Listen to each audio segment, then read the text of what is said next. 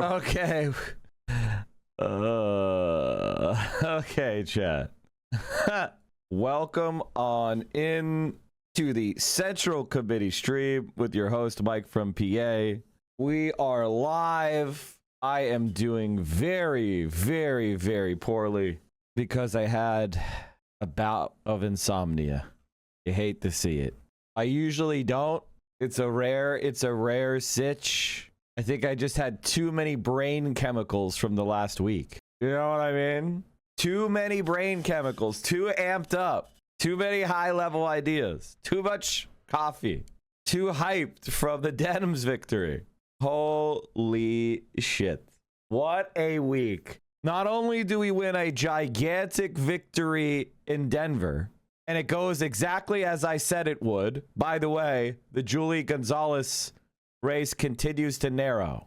My analysis is actually now completely correct in every way. Everybody's saying, damn, I wish she was DSA. Damn, we wish we had done more. Mike, just wanted to say thank you for all you do. Were it not for you, Hasan, and others, I wouldn't be involved in DSA. Solidarity, big dog. I'm just saying that if somebody asks you why you're in DSA, you should say me. Mike from PA did it. Just saying. And it looks like her final result is going to be somewhere around 13 to 14%. Did you watch the Professor Jang interview? You were obviously right. He's a raging lunatic and anti-Semite. Did you watch Professor Jang and did you think that he was a total fucking idiot? Well, you should have known that already because there is an amazing podcast called The Reaction Podcast made by myself, Freda, and Yagopnik. This past week we had Atouche Films on the Confederate Mount Walsh. But we had our own Professor Jang episode 14. Oh, what the fuck?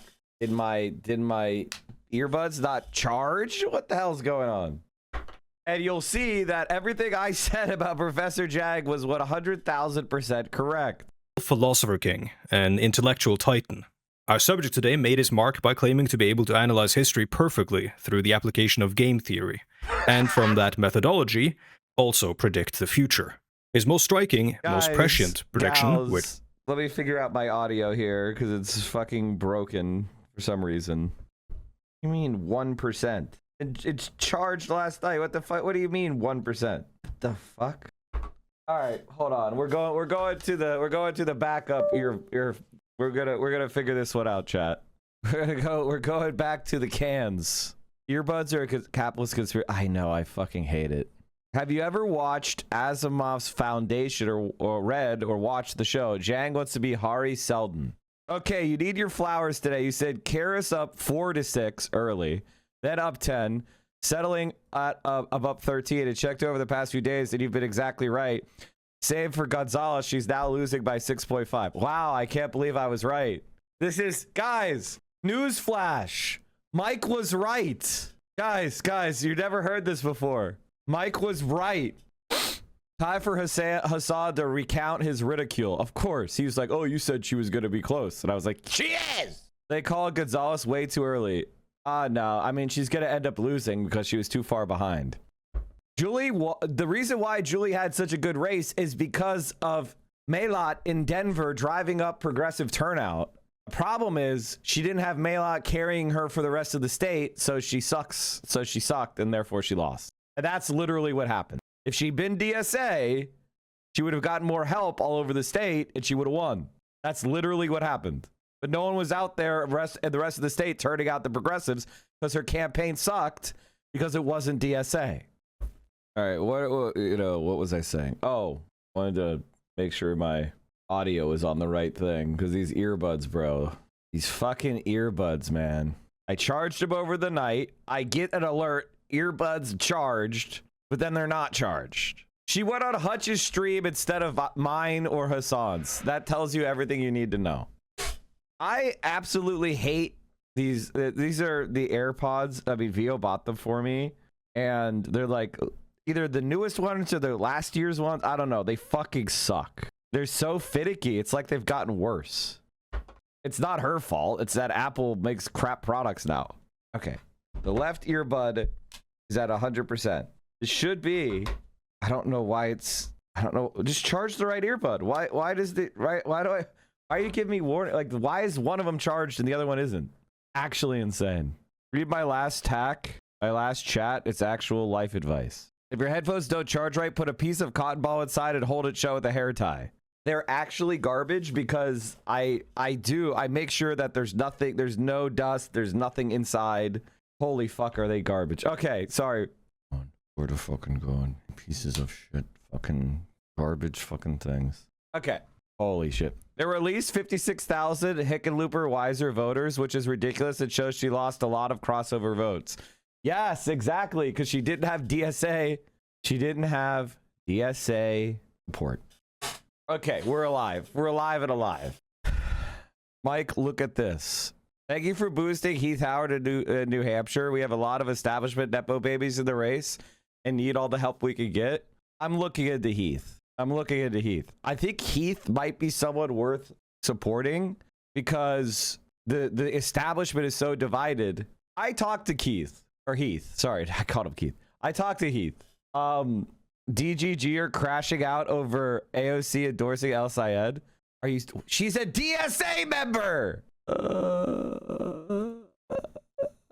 I mean, how could they take this many L's? How do they take this many L's? I don't understand how they can keep taking this many L's and it never changed their mind. It's crazy. At this point, fuck the midterms, fuck the DSA, fuck every single Democrat and moderate pundit supporting these people, and fuck every blue, no matter whoing, instead of phone banking, door knocking, and doing whatever in their power to get the right candidates on the ballot. American Jews, I strongly suggest that you wake the fuck up and get to stepping while the getting is good, because things are not going to get better from here on out. Oh, so this guy is like literally a Zio. I really hope Espiat and Reynoso and Goldman and others in New York run as writing candidates and win. I think they could.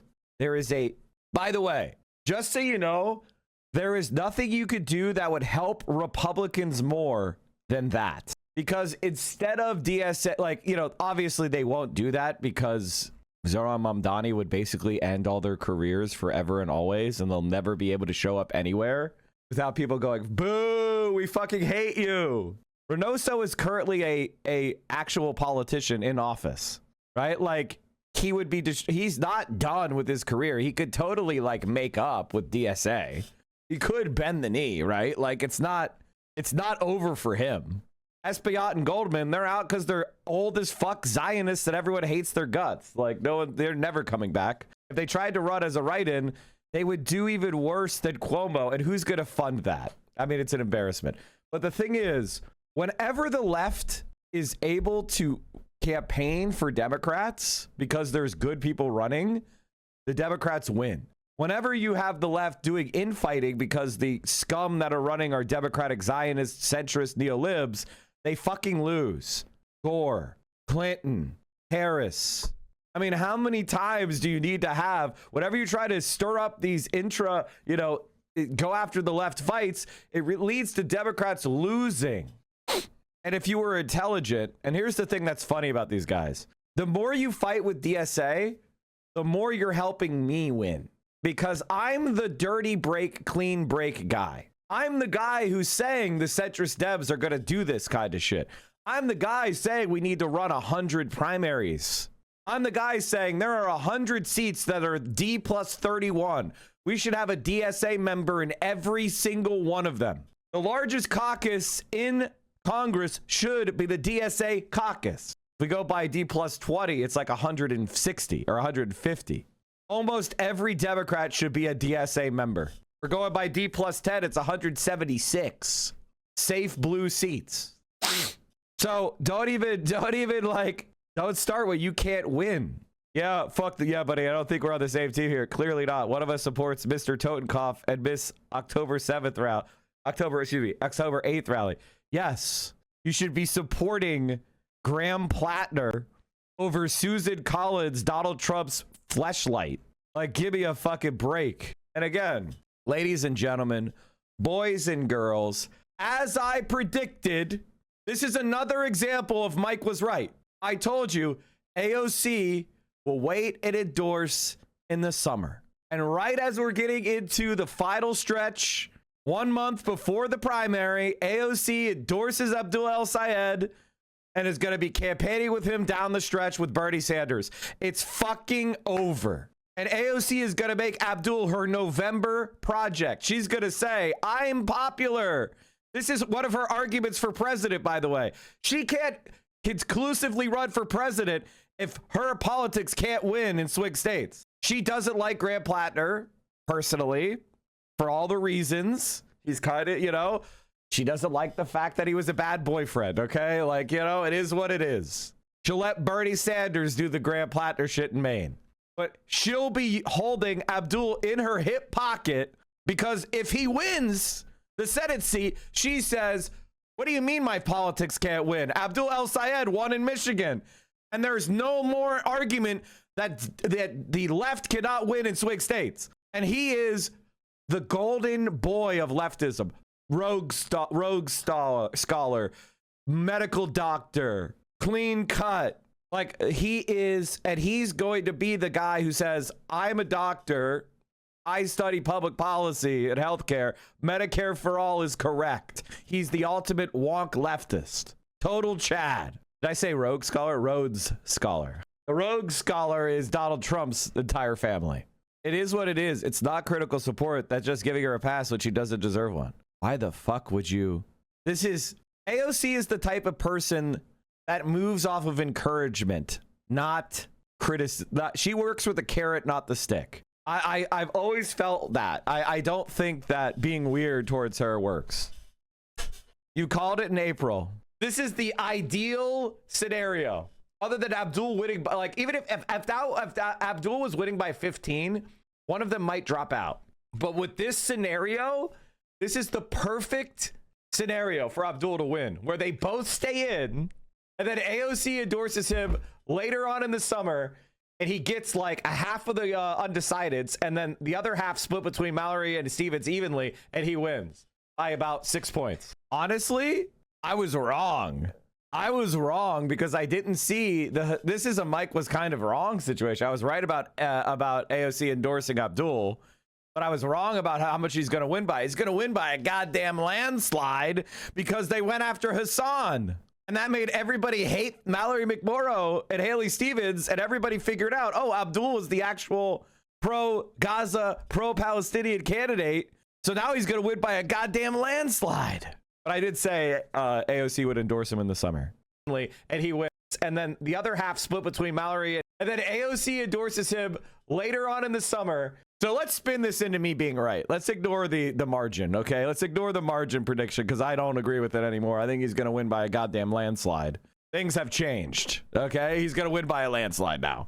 I thought Mallory this is actually a good case of showing you why this stream and our analysis, this community's analysis is better, because this used to be true, but we've gotten a bunch of new information, right? Socialist summer has happened. People are coming in our direction. The establishment is collapsing. So now we upgrade.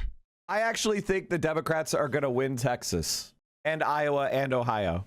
I'm actually going to call.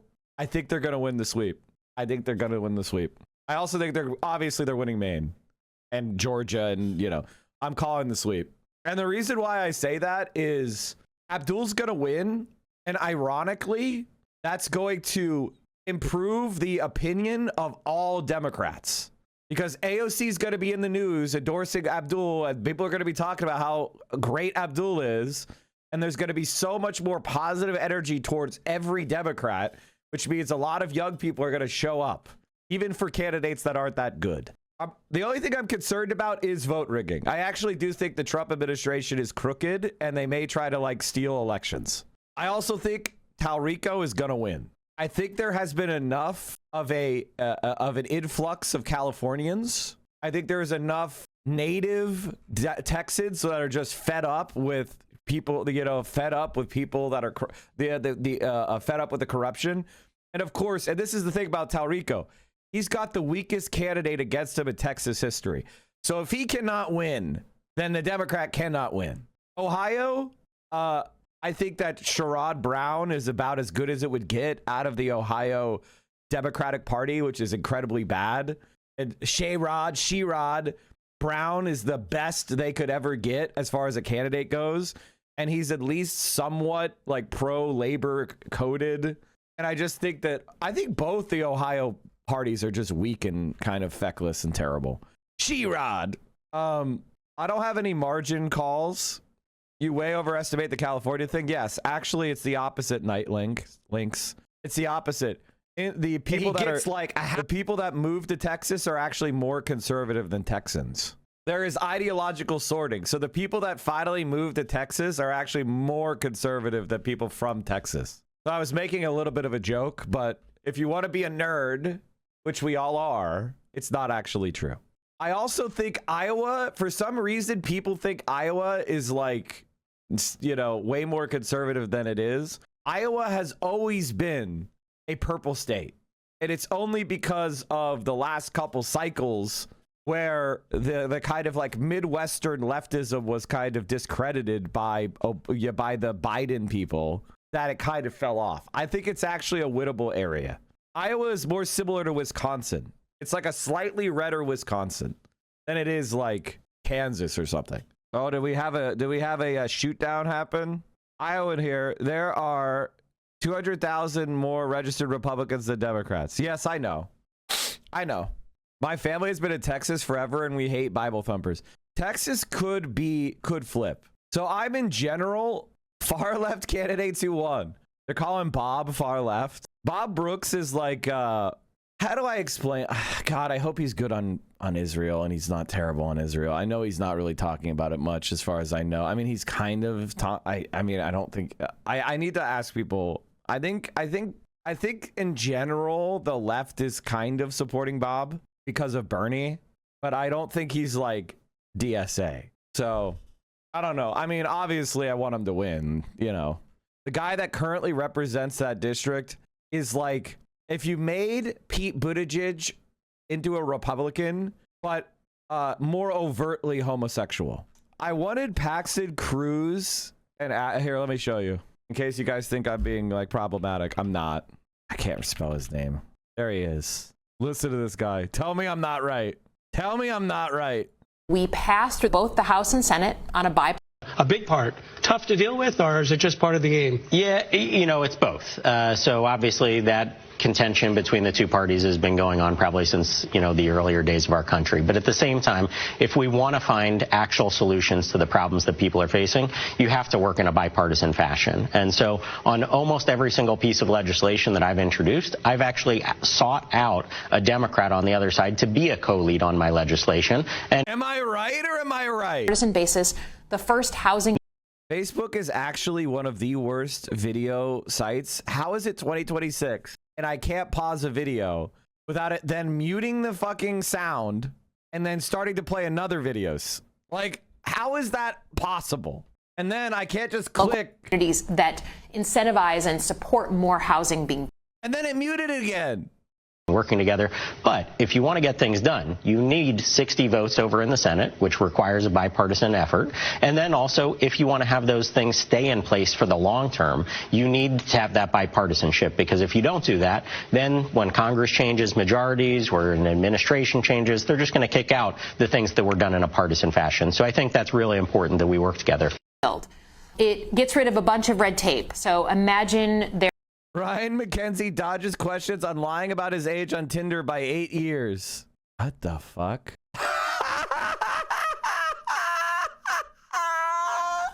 He claimed he was 29 when he was actually 37 on Tinder. Oh my God, dude, this guy, he's gonna lose so badly. So that's the current rep. As I said, as I hit it out of the park. The problem with Texas is that the Dem candidates in these toss-up areas like where I live are completely dependent on how bad the mismanagement of the current admin. The Dem party chair where I live has been actively telling people not to vote for candidates because they are anti-data center, and he happens to be a lawyer for Beacon Data Centers. Yes, of course. Centrist Democrats are corrupt. Obviously. Obviously. That goes without saying. So that brings us back to another case of Mike was right. As I said... And then AOC endorses him later on in the summer. and he gets like a half of the undecideds, and then the other half split between Mallory and Stevens evenly, and he wins. There you go. It's gonna happen. There you go. How does he do it? How is he so right? See, the thing that I do is called material analysis. And one of the advantages that I have is same shirt. The Milwaukee DSA shirt I got from Fran is the same. What did I do? Get a time machine and go put the shirt on 3 months ago? The difference between me and Professor Jang is that I'm not a charlatan who is going off of Wikipedia articles. I'm actually studying shit. Kind of squandering time travel. Oh my God, if you gave me the ability to go back like 2 months, I'd be a billionaire. And then I would take that money and I would set up a fucking a DSA trust that I would give $1 billion to, and then it would give the annual return to DSA. So DSA would have $100 million to play with every year. Jang doesn't use Wikipedia, he uses ChatGPT. What are the biggest differences between US electoral socialism of today versus the early mid 1900s? Well, I would say that the early mid 1900s guys were a lot more optimistic about imminent revolution because, you know, the Soviet Union had taken over Russia and there were communist and socialist parties sweeping to power and fighting like revolutions all over the world. So there was a sense that, oh, we're about to have it here too, imminent.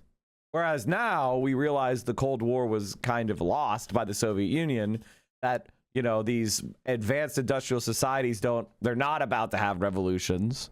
And so I think that makes us a little bit more mature and a little bit more focused on the project of building class consciousness and not just assuming it'll happen all at once, which I think is the biggest problem I have with ultras. Is that like the reason why I don't like ultra libs or anarchists is they believe things are going to spontaneously happen, and so they spend all their time being annoying, as opposed to like, give me like 15 recently radicalized wine moms over 100 anarchists anytime, because the 15 recently radicalized wine moms will actually show up and do work. So like that's the main difference. It was 60%. I don't think Jews controlled the world, but that Hasan having to bunk is ridiculous. We might have to watch it, guys. Allah movement, the Houthis. Okay, so to be perfectly honest with you, I didn't do thorough research when I came up with these numbers. When I give lectures, I'm trying to create a narrative that sort of captures the essence of what's happening. And so my larger argument is that America will go in a coalition, and this coalition will make up the bulk of its invasion force. And we're already seeing this transpire where there's a crackdown in Iraq. And so what a lot of people believe is that the prime minister is trying to crack down on the Shia militias in order to pave the ground for a invasion from Iraq, right? And if that were the case, then you can see Iraqi militiamen joining in. You can see the Kurds joining in as well. So my larger point is that it'd be a broad coalition with the Americans providing aerial support and special forces and intelligence. And the Ansar Allah movement, the Houthis. I think what it says about our world today is that there's such a desire to understand that just speaking with an authoritative voice gets you so far. Now, the reason why Professor Jang has done so well is because people really, his vibes are immaculate for people thinking he had, like dumb people thinking he has authority. He has a haircut of your high school math teacher. He stands in front of the fucking board. He has a pair of ugly glasses on. He has a slight accent, which, you know, if you've been to, higher education in America, it is like some inscrutable professor you took at upper level college classes who had a tremendous amount of authority. And it's all vibes. Those people that I'm talking about are actually really smart. He is a total fraud in every way. But I don't know if it was an accident or it was intentional. The vibe of what he's putting out lends a lot of credibility. The presentation lends a lot of credibility to it. Like, it's not good, folks. It's not good that people are listening to this guy because he's very stupid. It was 2 hours long, but every second was worth it. Just watch 1 hour of it today, finish it tomorrow. It's fucking good. Is he a grifter or does he believe this stuff? I don't care. Nice argument, Senator. Why don't you back it up with a source? My source is that I made it the fuck up. Oh, it's like I'm watching Professor Zhang again. I don't know. A dude standing in front of a board pretending that he's speaking to real people in his empty classroom doesn't ring as credible to me. Because you're not a moron. Because you're not a moron. Think about how intelligent the average person is. 50% of people are dumber than that. Now, here's the thing. I actually think that most people are really intelligent in at least one area, right? Like, that's the thing. I don't think that, like, somebody's, like, super smart in everything and somebody else is dumb in everything. No, I think that, you know, there are some people that are more intelligent than others. That is true. There is a curve of intelligence. But even people that are on average dumb about a bunch of shit, they still have their specializations where they really rock it out of the park. You know, they probably know how to, like, clean a carburetor better than I do. Although that's a really easy thing to do, but it just popped into my head as an example. But you get my point. They could, you know, tear down an engine better than me. Okay. But Professor Zhang is riding off of thousands of professors and teachers who were actually smart that all of us experienced in a classroom somewhere. I'm thinking about the guy I learned Calc 2 from in college. He was a Professor Zhang guy. So when I see Professor Zhang, I'm teleported back to that classroom. So I understand why people are like, oh, this guy has authority because he's vibing it out. Ben Carson, immaculate brain surgeon, dumb as shit about everything else. I honestly don't think he's that good of a brain surgeon, but again, he was good enough to practice. Well, why the big secret? People are smart. They can handle it. The person is smart. People are dumb, panicky, dangerous animals, and you know it. 1,500 years ago, everybody knew the Earth was the center of the universe. 500 years. Okay, yeah. I know. Men in Black. Yeah, I know. Okay. What was I saying? Abdul El Sayed endorsed by AOC, and he also released his poll. I don't know why this newsletter is so bad. Can someone give me a link that doesn't suck? DSA caucus labor alignment chart. The y-axis is the relationship to labor, relationships with leadership versus with rank and file, and the x-axis is how workers are politicized via shop floor activity versus political party. So there's literally not a Mike from PA caucus because there's nobody who understands that the correct answer is right here. Actual centrism. The revisionist history on pro-Palestinians with DSA is becoming swagger. All right, hold on. Thank you so much, Jules, for being an MVP. So Abdul El Sayed has released a new internal poll. Abdul El Sayed is the clear frontrunner in the three-way Democratic primary for U.S. Senate. Our polling finds El Sayed with 46%, followed by Haley Stevens at 27% and Mallory McMorrow at 17%. This demonstrates clear accelerating momentum for El Sayed since our previous Democratic primary poll conducted May 19th to 25th. Abdul at 41, Stevens 23, McMorrow 17. With El Sayed expanding his lead while his opponents remain stagnant. And ladies and gentlemen, do you think that the Mallory McMorrow supporters are super fired up and energized?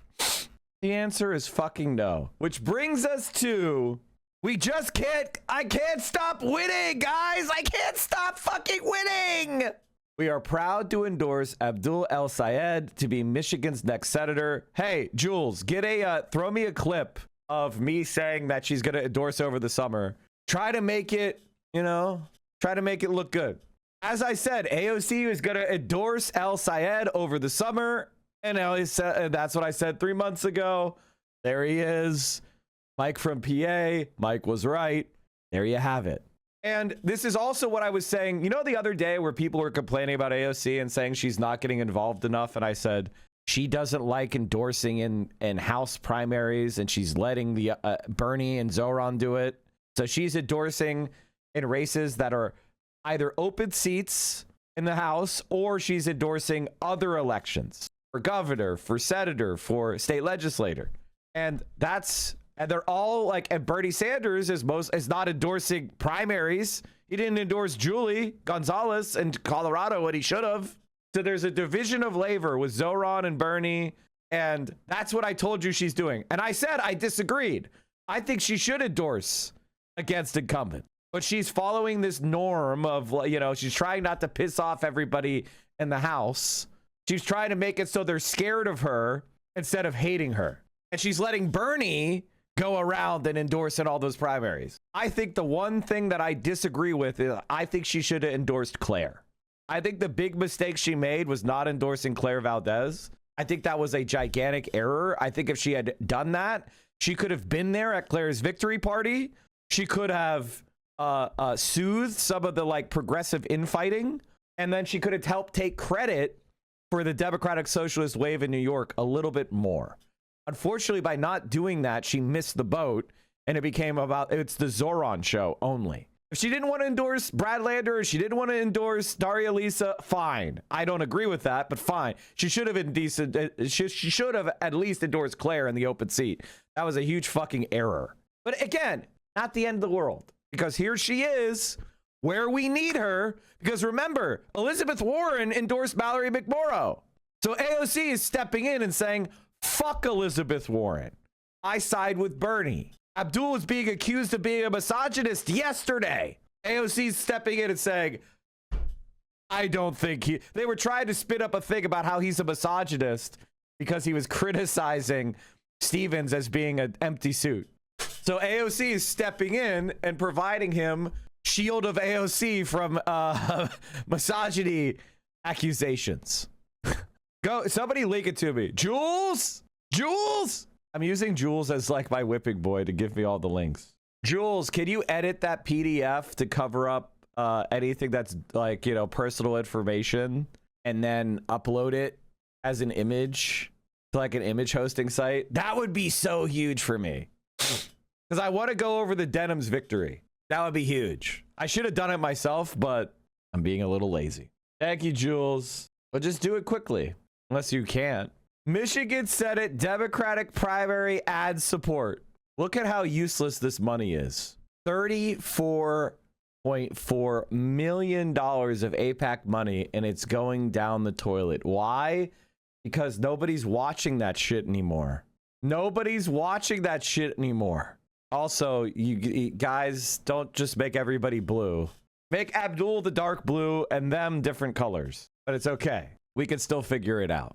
For the primary, there's going to be 100 million against Abdul, and he'll still get cooked by him, getting 55% of the vote. Meanwhile, after WWE promo he cut on Rogers, we're starting to get bullish on Abdul keeping his promise of vaporizing Mike's career by winning 60-40. Thank you, Jules. I got the link. And like all these losers are whining and going, he's being mean to our poor little girl. He's being mean. Because they understand something, which for the life of me, I do not get. For the life of me, do not get, which is like there's Democratic voters get all in their feeling if you call, you know, if you get negative, if you get a little negative on people. Sometimes they get up in their feelings. She is a suit with an AIPAC bank account. That's it. So they're trying to generate that like, oh, he's making personal attacks and it's not fair, but it won't work. After Abdul wins a blowout primary and he's up 10 plus of the polls against Rogers, do you think he's going to go to Maine to boost Plattner in the general? No. I think they're going to rely on Bernie for that.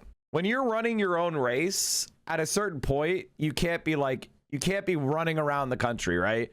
You gotta run through the tape. You know, it is what it is. You could say, I hope he wins, but you can't be going out of state. That would be fucking hubristic as hell. Meanwhile, they're unleashing unlimited amounts of Islamophobia on Abdul. Well, these people agree with that. This is a major Zionist, and this guy is is also a Zionist. Notice that he doesn't have a Palestinian flag in his name, just a Ukrainian flag. And his name is Sir Humphrey. If she doesn't endorse Francesca Hong when I die, I want AOC to lower me into the grave so she can let me down one last time. I mean, guys, calm down. Can we stop being weird about AOC? Can we stop being weird about AOC? Can you just go, in order for her endorsement to matter, then it has to be hype when she does it. She's endorsing Abdul today. Something that we've wanted for months. Stop trying to be annoying. Check yourself before I wreck you. Learn to take a goddamn W. Can you talk about the Jeffries endorsement? She's getting the Democrats to promise to fund public housing for New York in order for her to vote for something that is a done deal, which is Hakeem Jeffries will be the leader of the Democrats. It's a done fucking deal. There isn't an alternative run. So she's getting concessions for the far left in exchange for something that costs her nothing because it's already a done deal. there's a problem that a lot of you guys have, which is I hate Hakeem Jeffries. But if you want to hate Israel, if you want to defeat Israel, it's by seizing the presidency of the country and bending these people to our will. In order to seize power, we have to do politics, which means making deals for shit that we want.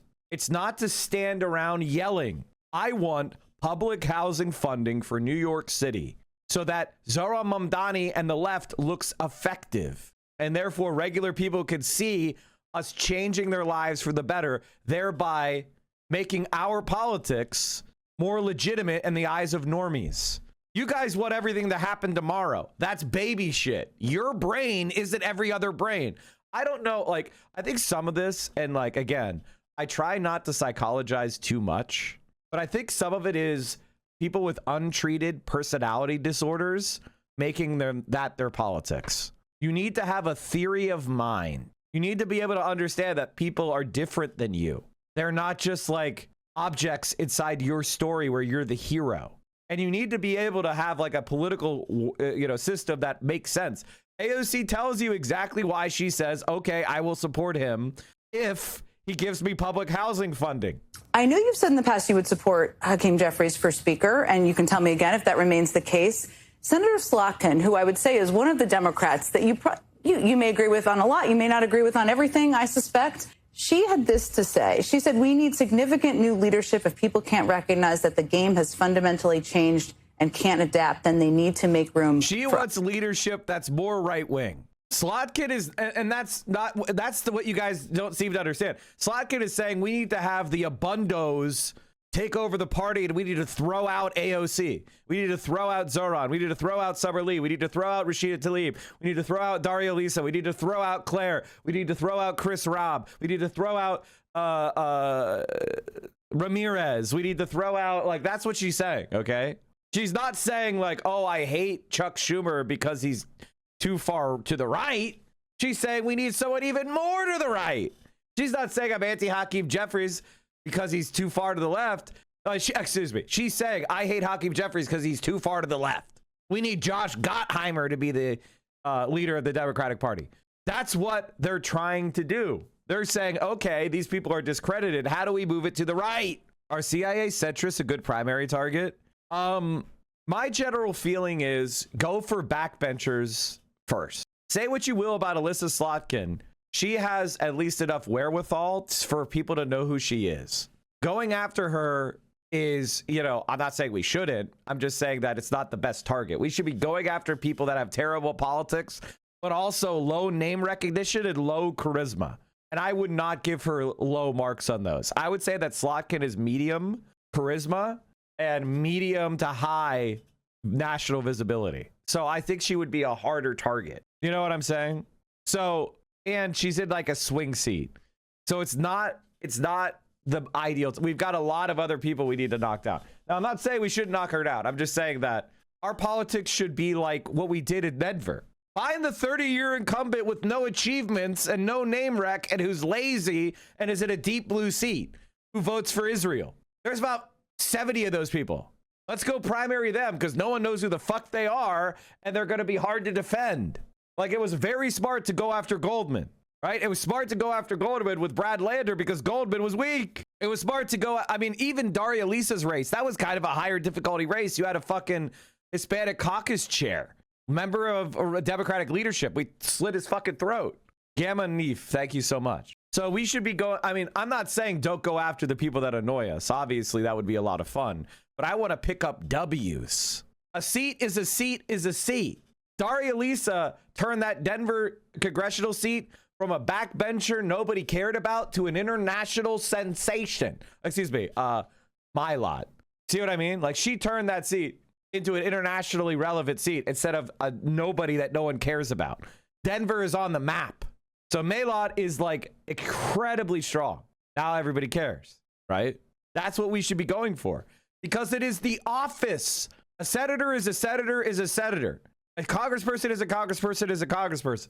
AOC is just a congressperson. But by being congressperson, she has legitimacy. She has ethos. She has gravitas. She has relevance. She has power. Maylat. How do you Maylat? It's Maylat. How do you find every wrong way to pronounce it? Because I'm just bad with names, man. Like, I don't know why. You know, every time I get a name, I guess I tense up and I just forget everything I was gonna say. What kind of powers do they have? Up until Zoran won, I never knew what mayors could do so much. You mean Congress? Congress, you get power from having the majority. And then you get power from having what are known as chairmanships or chairpersons of committees. They have the power to do pass legislation, write legislation, obviously, but they could also do investigations and hearings that have subpoena power. So they could force any American to come to be questioned by Congress.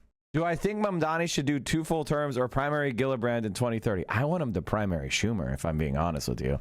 If I'm being honest with you, I want him to primary Schumer in 2028 because, you know, why wait? And have one of his fucking people run as mayor to take up. Like, why does he have to sit in New York City all day?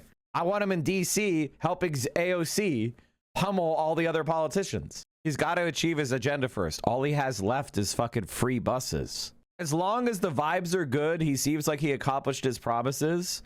I don't think anybody's gonna... Everybody is always like this until it happens. And then when it happens, you'll be like, wow, I can't believe I questioned you, Mike. And I'm like, yeah, I know. I can't believe I was right. But being right gives me about approximately 10 seconds of authority before the next question. And then everyone's back to disagreeing. And then we do the whole Mike was right thing again. All right. You know, one of the things I'm right about is AOC is running for president. People are still denying that that's happening. I've been saying it for how many years now? When was the first time I said AOC was going to run for president in 2028? It had to be years at this point. Others who can. And she was referring to Jeffries, and she's, of course, in the Senate, to Schumer as well. What do you think about that? And what do you think Jeffries needs to do to prove that, if you think he needs to do anything to prove that? Well, I think that anyone who says and issues a statement like this, I think it's important for them to get prescriptive about the changes that they want to see. I've been pretty clear about where I think the country should go. I think that we need to move forcefully to guarantee health care to every American. I think we need to move forcefully towards raising wages and taking on corporate corruption and profiteering. AOC is basically, like, from the outline of what I'm seeing with AOC, she's basically saying, I want to run to give everybody health care. I want Medicare for all to be my legacy. I'm not running for, you know, my ego and power. I'm running because I want to make a permanent difference to America. Like, that's what she's starting to put out. So basically her campaign is going to be on Medicare for all. But there are a lot of folks who talk about change in leadership that don't necessarily articulate what their direction is. And so I would say that it's important that when we talk about change, we talk pretty specifically about the kind of changes that we want, because there are a lot of people in this country and there are a lot of forces and lobbyists that want the Democratic Party to become even more pro-corporate than it is. And so not everyone talking about change is talking about the same thing. And so when I talk about change, I talk about orienting the Democratic Party to be unabashedly working class and to orient itself, again, around working class Americans. And I think that part of the conversation, because it's kind of in vogue to be talking about change, when people aren't prescriptive about what those changes need to be, I think we need to be asking further questions. I read just a part of what she said. I take your point. Do you still feel, though, if Democrats went back to the House, that Hakeem Jeffries is the right person to lead? You know, I've engaged in many conversations with Leader Jeffries. And for me, and we have a broad caucus, right? For me, I have made very clear that one of my priorities in determining and in a leader determination is securing public housing financing for New York City. And Leader Jeffries has made his prioritization for the residents of public housing very clear. And for that reason, I will be supporting Hakeem Jeffries for leader. You know how this works. We have to take a very quick break. You've been so generous with your time. We're going to stick around. First, I just want to play you something quite telling. You may have seen this, but it's been a busy day. In case people haven't seen it at home, that Speaker Johnson told a room full of Christian conservatives at the Faith and Freedom Coalition's annual summit today. It's quite something. If we were to lose the midterms, heaven forbid, these Democrats, y'all, impeachment's not even the big concern. They will turn every committee of Congress into an investigative body, and they'll go after the president's family, the cabinet, his donors and friends. Half of you in this room will be targeted. I run the protection program. I'll take care of you, okay?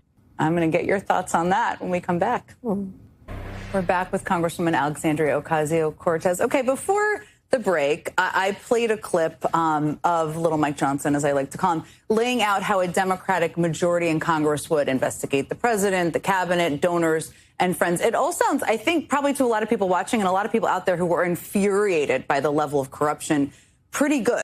All right, let me back. Sorry, chat. I may have missed exactly the clip I was going to pause. Fuck. ADHD Mike. Okay. Oh, there it is. Okay, I did. Jesus Christ. I'm so sorry, chat. ADHD Mike. She very specifically said, and this is why I played the clip, she's getting it's a transactional decision in exchange for a left-wing policy. She said there is no alternative for leader of the Democrats. So she said, Hakeem Jeffries, if you don't want me to make a big stink and embarrass you, you better give me a public housing in New York. One, and we have a broad caucus, right? For me, I have made very clear that one of my priorities in determining and in a leader determination is securing public housing financing for New York City. And Leader Jeffries has made his prioritization for the residents of public housing very clear. And for that reason, I will be supporting Hakeem Jeffries for leader. So the question is, what matters more for you? Like literally, do you think that our socialist politicians should try to secure socialist policies, or should they try to pursue social media posting? I'm asking you. I'm asking you guys. Do you think that she should try to achieve public housing, new public housing funding for Zoran Mamdani and to prove democratic socialism correct to normies, or should she post on social media? She said for one state. Yes, because that's what we control, guys. We are not the president yet. Donald Trump is not going to, you know what I mean? Like, he's not going to implement a national public housing system. She is getting public housing for the biggest city in America, led by her political ally, Zoran Mamdani, who will support her. And she's going to have, so if you live in New York City, you're going to have affordable housing. And everybody in the country, in the world, will see what New York City sewer socialism works. You guys underestimate material politics, which is why I call the people that don't like AOC actually radical liberals. Because to them, politics is just about messaging and blathering. It's not about material gains. And she's getting material gains for her city. And you either are stupid and you don't value that, which means you've got liberal conception of politics, or you understand that this is vital for us to demonstrate to the rest of the country that our ideas work in a way to persuade them to give us power. If you hate AOC getting public housing funding for New York City, then you love Israel. Because to destroy Israel, we must first get public housing funding for New York City. That's actually reality. And it doesn't take that many sequences to understand why that is. Because because pro-Palestinian politics is associated with the left in America. For pro-Palestinian politics to become more prominent, the left must be seen as a success. How do we make the left see it as a success? We deliver outcomes that look good. Israel understands this, by the way. That's why they're fighting progressives. Because they understand if progressives look good, that means that pro-Israel politics is under threat because progressives are anti-Israel. So they're not confused.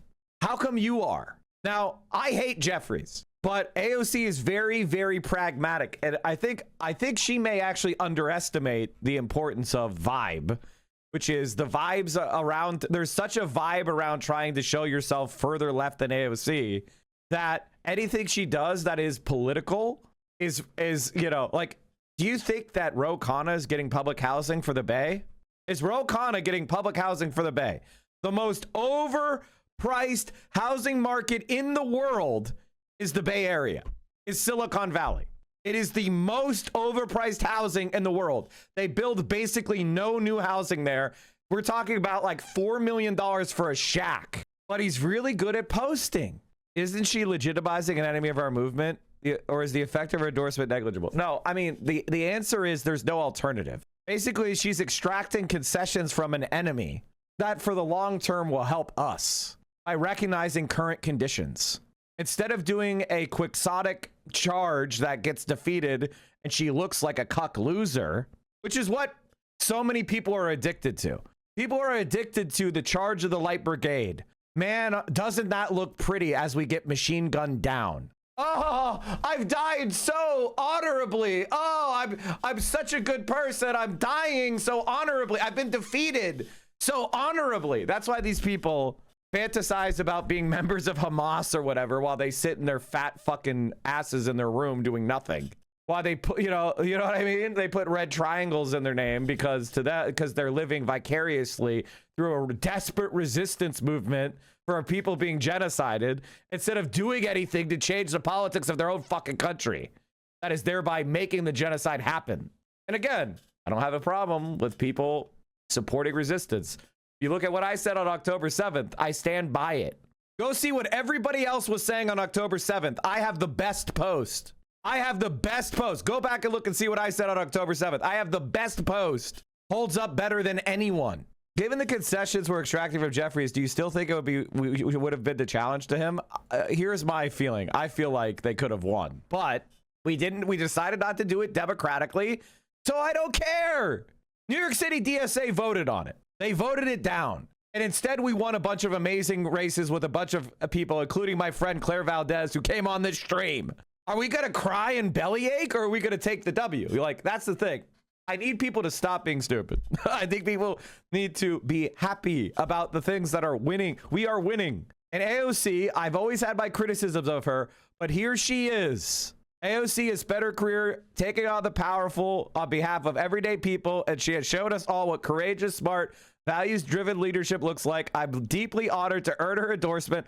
Onward to victory. And like, I think one of the things is you've got to learn to leave childish politics behind. And what makes someone childish is not their end goal, but their inability to create a path to achieve it. Right? I may agree with you about we must defeat capitalism. I may agree with you on that. But if you have no concrete path forward to achieve that end, then you are no different than someone who's apolitical. And that is like, if you actually read theory and comprehend it, that's what they tell you. It's ruthless pragmatism. It is addressing current conditions. It is being changeable, not in your principles, not in your beliefs, but in the tactics and means that you are taking to achieve them. You can't just plow ahead. There's a really good section from Lincoln, the movie, where Lincoln is talking to one of my favorite Pennsylvanians of all time, Thaddeus Stevens. And he's trying to convince Thaddeus Stevens to support him for the 13th Amendment to ban slavery, right? And in order to pass the 13th Amendment to ban slavery, he needs him to stop attacking some moderates who are going to agree to vote for the amendment. And they have a conversation, and ultimately Thaddeus Stevens listens to him, and they achieve banning slavery. And before people tell me that it's the 13th Amendment gives slavery as a punishment for criminals, and it doesn't really ban slavery. It banned chattel slavery. It did, okay? But yes, it could still be used as punishment for a crime. I know what you're about to say before you say it. Stop typing. Let me just show you the scene. It's called The Value of a Compass.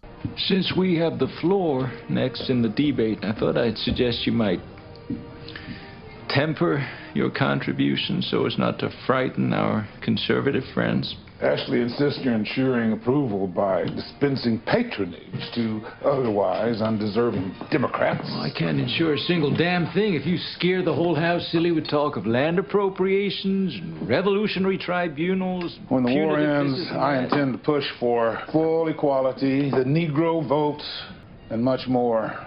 Congress shall mandate the seizure of every foot of rebel land and every dollar of their property. will use their confiscated wealth to establish hundreds of thousands of free Negro farmers, and at their side, soldiers armed to occupy and transform the heritage of traitors. We'll build up the land down there of free men and free women and free children and freedom. The nation needs to know that we have such plans. That's the untempered version of Reconstruction. If only Thaddeus won that debate. Hate to see it. One of the most based people to ever live, Thaddeus Stevens. It's not quite exactly what I intend. But we shall oppose one another in the course of time. Now we're working together, and I'm asking you... For patience, I expect. When the people disagree, bringing them together requires going slow till they're ready to make up the difference. Shit on the people. And what they want and what they're ready for. I don't give a goddamn about the people and what they want. This is the face of someone who has fought long and hard for the good of the people without caring much for any of them. And I look a lot worse without my wig. The people elected me to represent them, to lead them, and I lead. You ought to try it. I admire your zeal, Mr. Stevens, and I have tried to profit from the example. If I'd listened to you, I'd have declared every slave free the minute the first shell struck Fort Sumter. Then the border states would have gone over to the Confederacy, the war would have been lost, and the Union along with it. And instead of abolishing slavery, as we hope to do in 2 weeks, we'd be watching helpless as infants as it spread from the American South into South America. Oh, how you have longed to say that to me. You claim you trust them, but you know what the people are. You know that the inner compass that should direct the soul toward justice has ossified in white men and women, north and south, unto utter uselessness through tolerating the evil of slavery. White people cannot bear the thought of sharing this country's infinite abundance with Negroes. A compass I learned when I was surveying. It'll point you true north from where you're standing. But it's got no advice about the swamps, deserts and chasms that you'll encounter along the way. If in pursuit of your destination you plunge ahead heedless of obstacles and achieve nothing more than to sink in a swamp, what's the use of knowing true north? Great scene. And I think that you should listen to both. The purpose of that scene is that both of them have wisdom. And what I'm trying to tell you is we're way ahead of the fucking curve. We're the leaders. I think a lot of people, they simultaneously want to consider themselves radical without actually understanding what that means. If we're way ahead of the curve, if we have class consciousness that other people don't have, we necessarily are going to have to interpret our thoughts in a way that will help change them to our position instead of just standing there with our hands on our hips, unable to lead. You got to fucking lead. And part of that is like, okay, Hakeem Jeffries is going to be the next leader of the Democratic Party.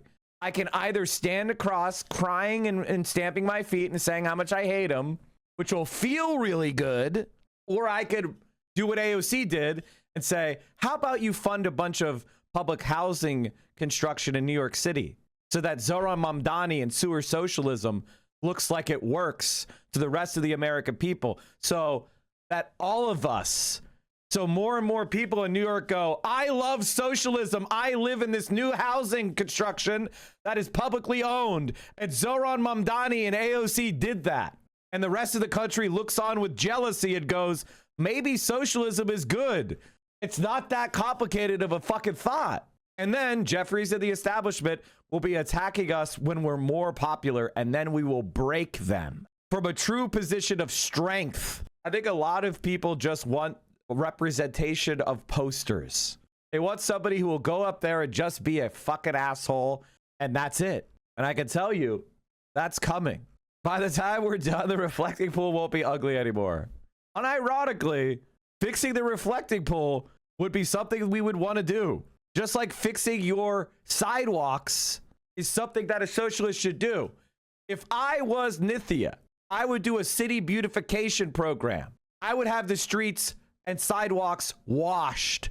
I'd have litter and weeds cleaned up. I would have a citywide botanical installation, meaning like planting trees. I would be fixing up things like public transit stops.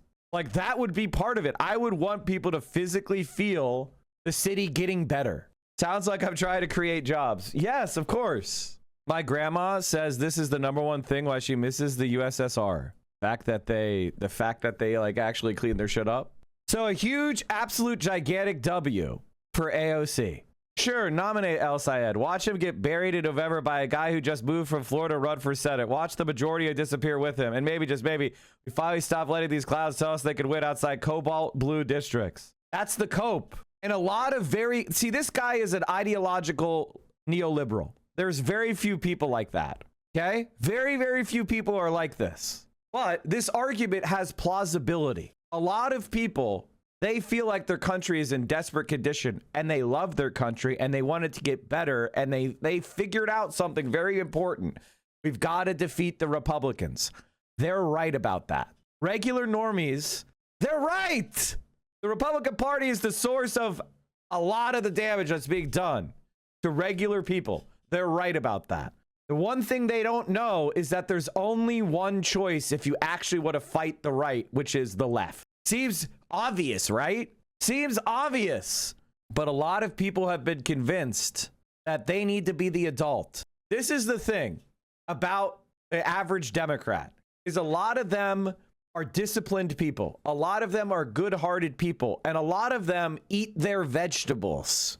When we say to them, actually, the best way to beat the right is to do all the good things, it sounds like a babysitter telling you you can eat candy for dinner. At a certain point, you're like, shouldn't I eat like some Brussels sprouts and like, you know, like maybe I should have like some protein? Like, are you sure I could eat candy for dinner and it's going to be fine? That's what they think. They think while they may want the candy, they may like it, they're not convinced yet, but that's actually the healthiest meal. But it turns out that what they've been being fed by the establishment is slop from capitalists. It's the bugs. We are the people with the grass-fed, farm-to-table meal that will fix up the country. And Abdul El Sayed is that starter plate. If we're going to win in 2028, we need Abdul El Sayed to win in 2026 in Michigan. Because if he wins in Michigan, Graham Plattner wins in Maine, and he wins in Michigan, when we're running for fucking ultimate power in the world, which is the president of the United States of America, we'll be able to point to them. That's why they have to win. Because you'll have them saying progressive politics works for swing states, and therefore there's no risk. And regular normies who agree with us on the issues will be convinced about electability. That's why they are panicking. Alexandria Ocasio-Cortez tells me she is endorsing Abdul El Sayed, her first Senate primary endorsement of 2026 in critical Michigan. Every single person who doubted this, I was right. Here I am 3 months ago. Endorses him later on, and then AOC endorses him later on in the summer, and he gets like a half of the undecideds, and then the other half split between Mallory and Stevens evenly, and he wins. It'll probably be even better than that. I've said it, and here she is. So this is why, you know, I haven't thrown AOC into the dumpster like a lot of dumb people, because I actually think she is on our team. She is a DSAer. Bernie Sanders isn't. She is. I love Bernie. I think he's doing a lot of great work. But AOC is saying no weapons. She just wrote a bill to take weapons away from Israel, offensive and defensive. She made a personal pledge to DSA that she would not support any weapons for Israel. Like, this is something that has never happened before in American history. And I think a lot of people are not, it's not like, it doesn't compute that this is world historic. Zionist tracker. Bro, you really need to. Bro, you really have lost it. Like, you really have lost it. Proposed amendment requiring only congressional rubber stamp for unlimited arms transfers. She's a Zionist because she wants to restrict the weapons. She's restricting the weapons zionistically. This is what happens when your brain melts. This is what happens when your brain melts. When Rashida Tlaib, the thing about the Z Squirrel is like, listen, I understand the frustration, but we lost, guys. We didn't win in 2020. I understand the frustration. It's 6 years later. I told you, and I'm sure there's a clip of it. I said when Bernie Sanders lost that it's going to be a tough 8 years. I get it. I understand the powerlessness, but we're winning now. And AOC is going to be the avatar of that. You got to get your shit together, guys. I understand the frustration, but She's just one of 435 reps. We're starting to finally get our shit together and give her some backup. Finally. So like, can you fucking get with the program? I know you're in the UK where, you know, protesting Israel gets you arrested. But like, what are you doing? Get your shit together. Motherfuckers out there demanding every congressperson immediately call for the dissolution of the Israeli state. Zoran has figured out how to say that without scaring the hose. And they get mad that he's... See, the thing is, for them, scaring the hose is the point. Not actually destroying Israel. That's the thing that's funny. For them, scaring the hose is the point. Not actually destroying Israel. When Zoran Mamdani says, I want a state with equal rights, that is the one-state solution. But he's saying it in a way that doesn't scare the hose, where everybody's like, yeah, they should have one state with equal rights. Yeah, it's wrong to have one religion given extra rights over other religions. It's wrong to ban interracial marriage. It's wrong to ban gay marriage. It's wrong to have the state mixed up with a specific religion and have that have more rights than other religions. It's wrong for people of certain ethnicities to have different rights. That's right. It should be a state with equal rights. That's the one state solution. But for them, the point is to scare the hose. The point is for us to say it in the most vicious and cruel way. Why do they want that? They want that because they're angry at Israel's crimes. And you're right to be angry at Israel's crimes. I would never begrudge anybody for, hating Germany for all time for what it did in World War II. But we're trying to defeat the Nazis. We're trying to defeat Israel. We're trying to defeat the apartheid. Not scaring the hose helps us achieve that goal. And they hate Zoran for not scaring the hose. Right? Like, that's what they hate him for. They don't hate him because he's a sellout. They hate him because he isn't. They don't hate AOC because she's a sellout. They hate her because she isn't. Because the idea of we can run, we can win these elections, and we can change policy discredits their, like, don't do any electoral work and just yell online lifestyle. So AOC coming in our direction, AOC doing what we want her to do, discredits them. And this is what I would always say to you. Maybe AOC will sell us out. Maybe AOC will piss me off. Zoran has pissed me off, right? But then he's also done stuff to redeem himself. He has been a politician. He has obviously been trying to push as far left as he can. It's very clear to me that Zoran Mamdani has been trying to move everything to the left as hard as he can. And anytime he makes a decision counter to that, it's not because he's an evil betrayer. It's because he thinks it's completely unviable. Sometimes I don't think he's right. Sometimes I think he's incorrect. But I don't think that he's my enemy because we disagree on a tactical decision. That's fucking insane. I need everybody to get their shit together. Everybody who said Zoran being elected would hurt the left. How many people said that? How many people have said Zoran winning would hurt the left? Now what are those people saying after this week and last week? Are they saying it's hurting the left? Does it feel like the left is hurting? Is Zoran Mamdani and AOC, are they hurting the left? Do we seem like we're worse off? Does everything seem worse? I'm asking.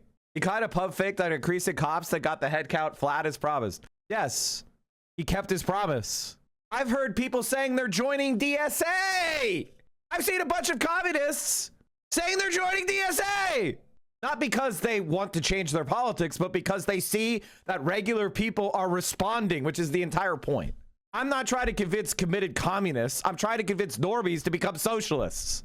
And we are. That is the argument. That is the reality. And here we have AOC stepping up for a Muslim American man who is pro-Palestine, pro-Medicare for all in a swing state, in a vital summer primary that the entire world will see, whether our ideas are viable or not.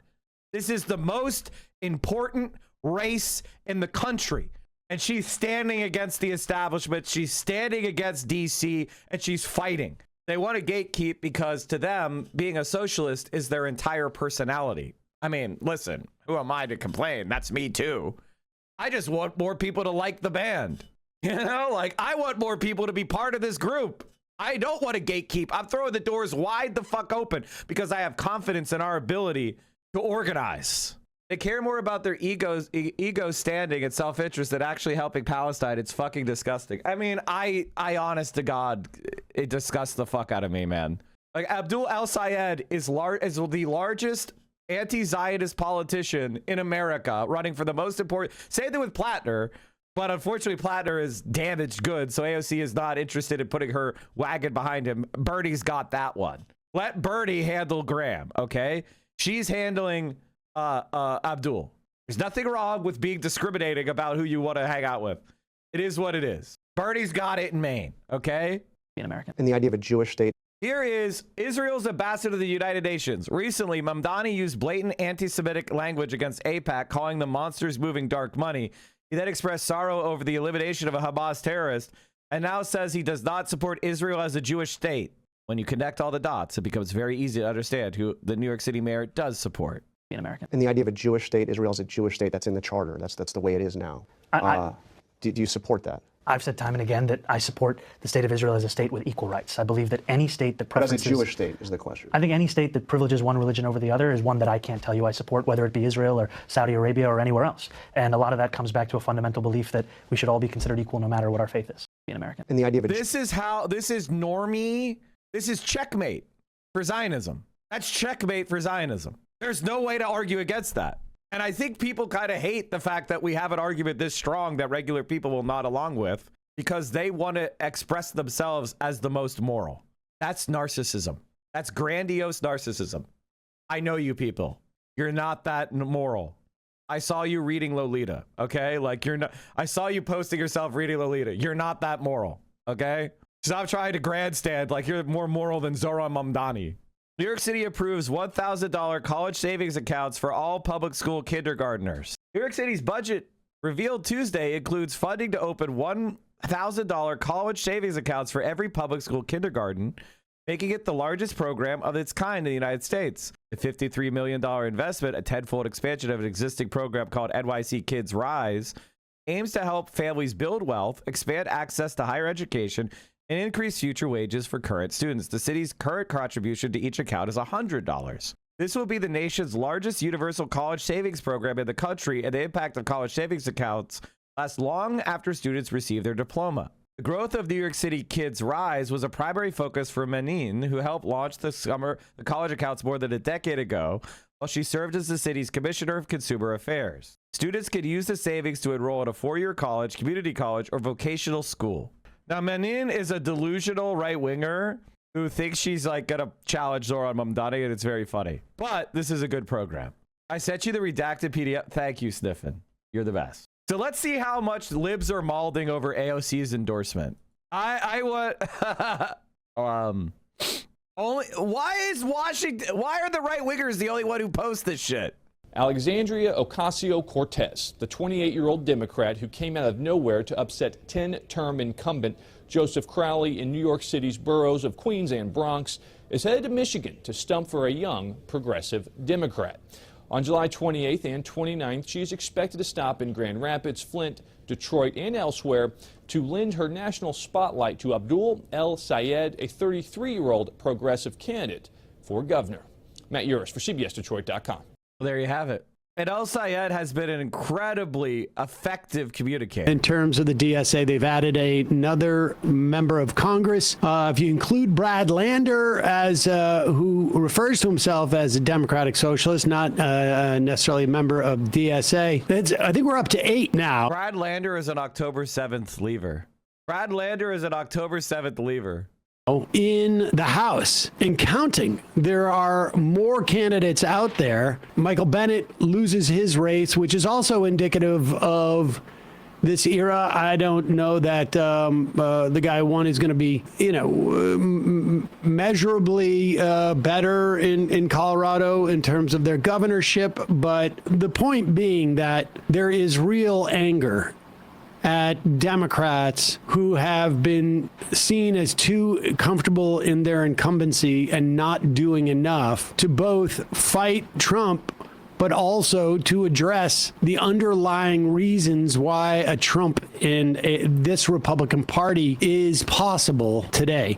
Here is Milad Kiros at her election victory party, recalling really her origin story in politics. As Matt pulls it up, Milad Kiros, she's about to talk about her origin story, but she walks the walk when it comes to standing up for Palestine. Like anybody who had knowledge of Israel's apartheid and the ethno-state. She and Daria Lisa Avila Chevalier did as well, knew on October 8th that Israel was going to unleash hell on Gaza, and she spoke honestly about Zionism and Israel's genocide and was fired in retaliation for it, and that launched her into politics. So here she is at her victory party talking about how she got involved.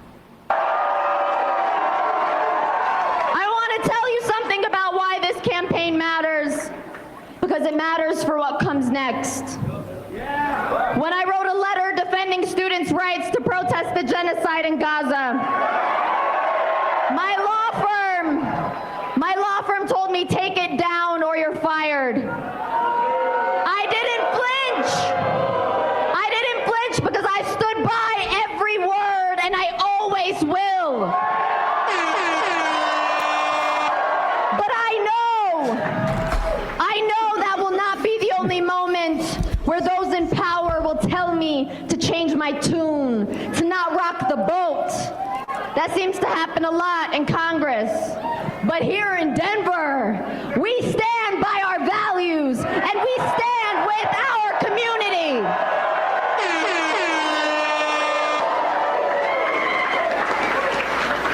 We are days away from embarking on the 250th anniversary of the founding of this country.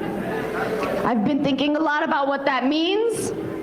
The promise is made, the promise is unfulfilled, that this country belongs to everyone who loves it and what it stands for, not just the people born here, not just the people who look a certain way, but everyone who believes that democracy is worth defending and that every person is deserving of dignity.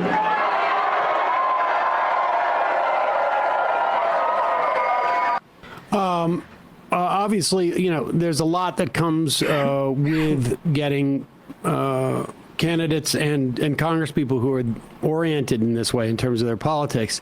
But the over and over again, the message seems to be that one's position on the genocide in Gaza is almost like a gateway or like a gatekeeper. I don't think that people necessarily vote based upon it, but it becomes a sort of like just a bellwether. And here, Abdul Saeed is on.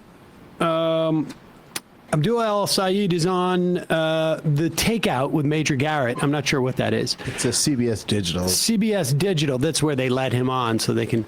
And I think he expresses this well, that it is simply a way of establishing, I'm a serious person who's not going to lie and tell you that it's not raining out when it's clearly raining out. This is a moral Rorschach test. Like, if you can't identify the systematic murder of tens of thousands of kids as a genocide, and then you want to say that you're a fighter for human rights and dignity, that's just hypocrisy.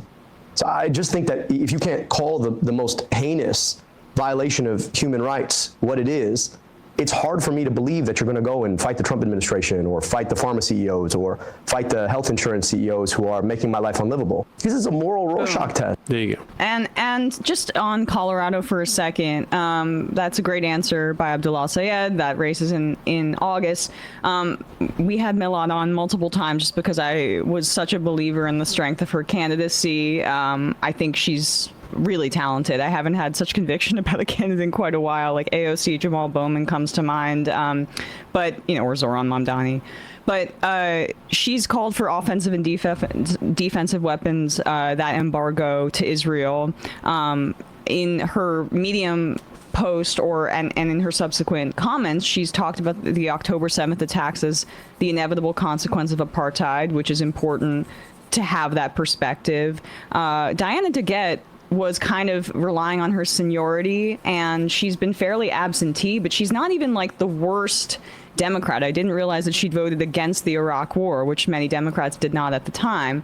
But it doesn't, like, there's no urgency in her leadership as well. And she still was accepting spending from big tech PACs and Israel PACs on her behalf. And so Kiros ran a really strong campaign. She got out early, and I think she's going to be one of the best and most eloquent fighters for a better future for us all in Congress. But what also happened, too, you mentioned the Bennett race and how he lost pretty handily to Attorney General Phil Weiser, in part because it seems like he was kind of acting like the race was handed to him, and Weiser pointed out that outside billionaires were spending on his behalf and made that the hallmark of his campaign. So corporate donors and outside big billionaire donors, it can be, if it's highlighted, an albatross around the necks of a lot of these more establishment figures.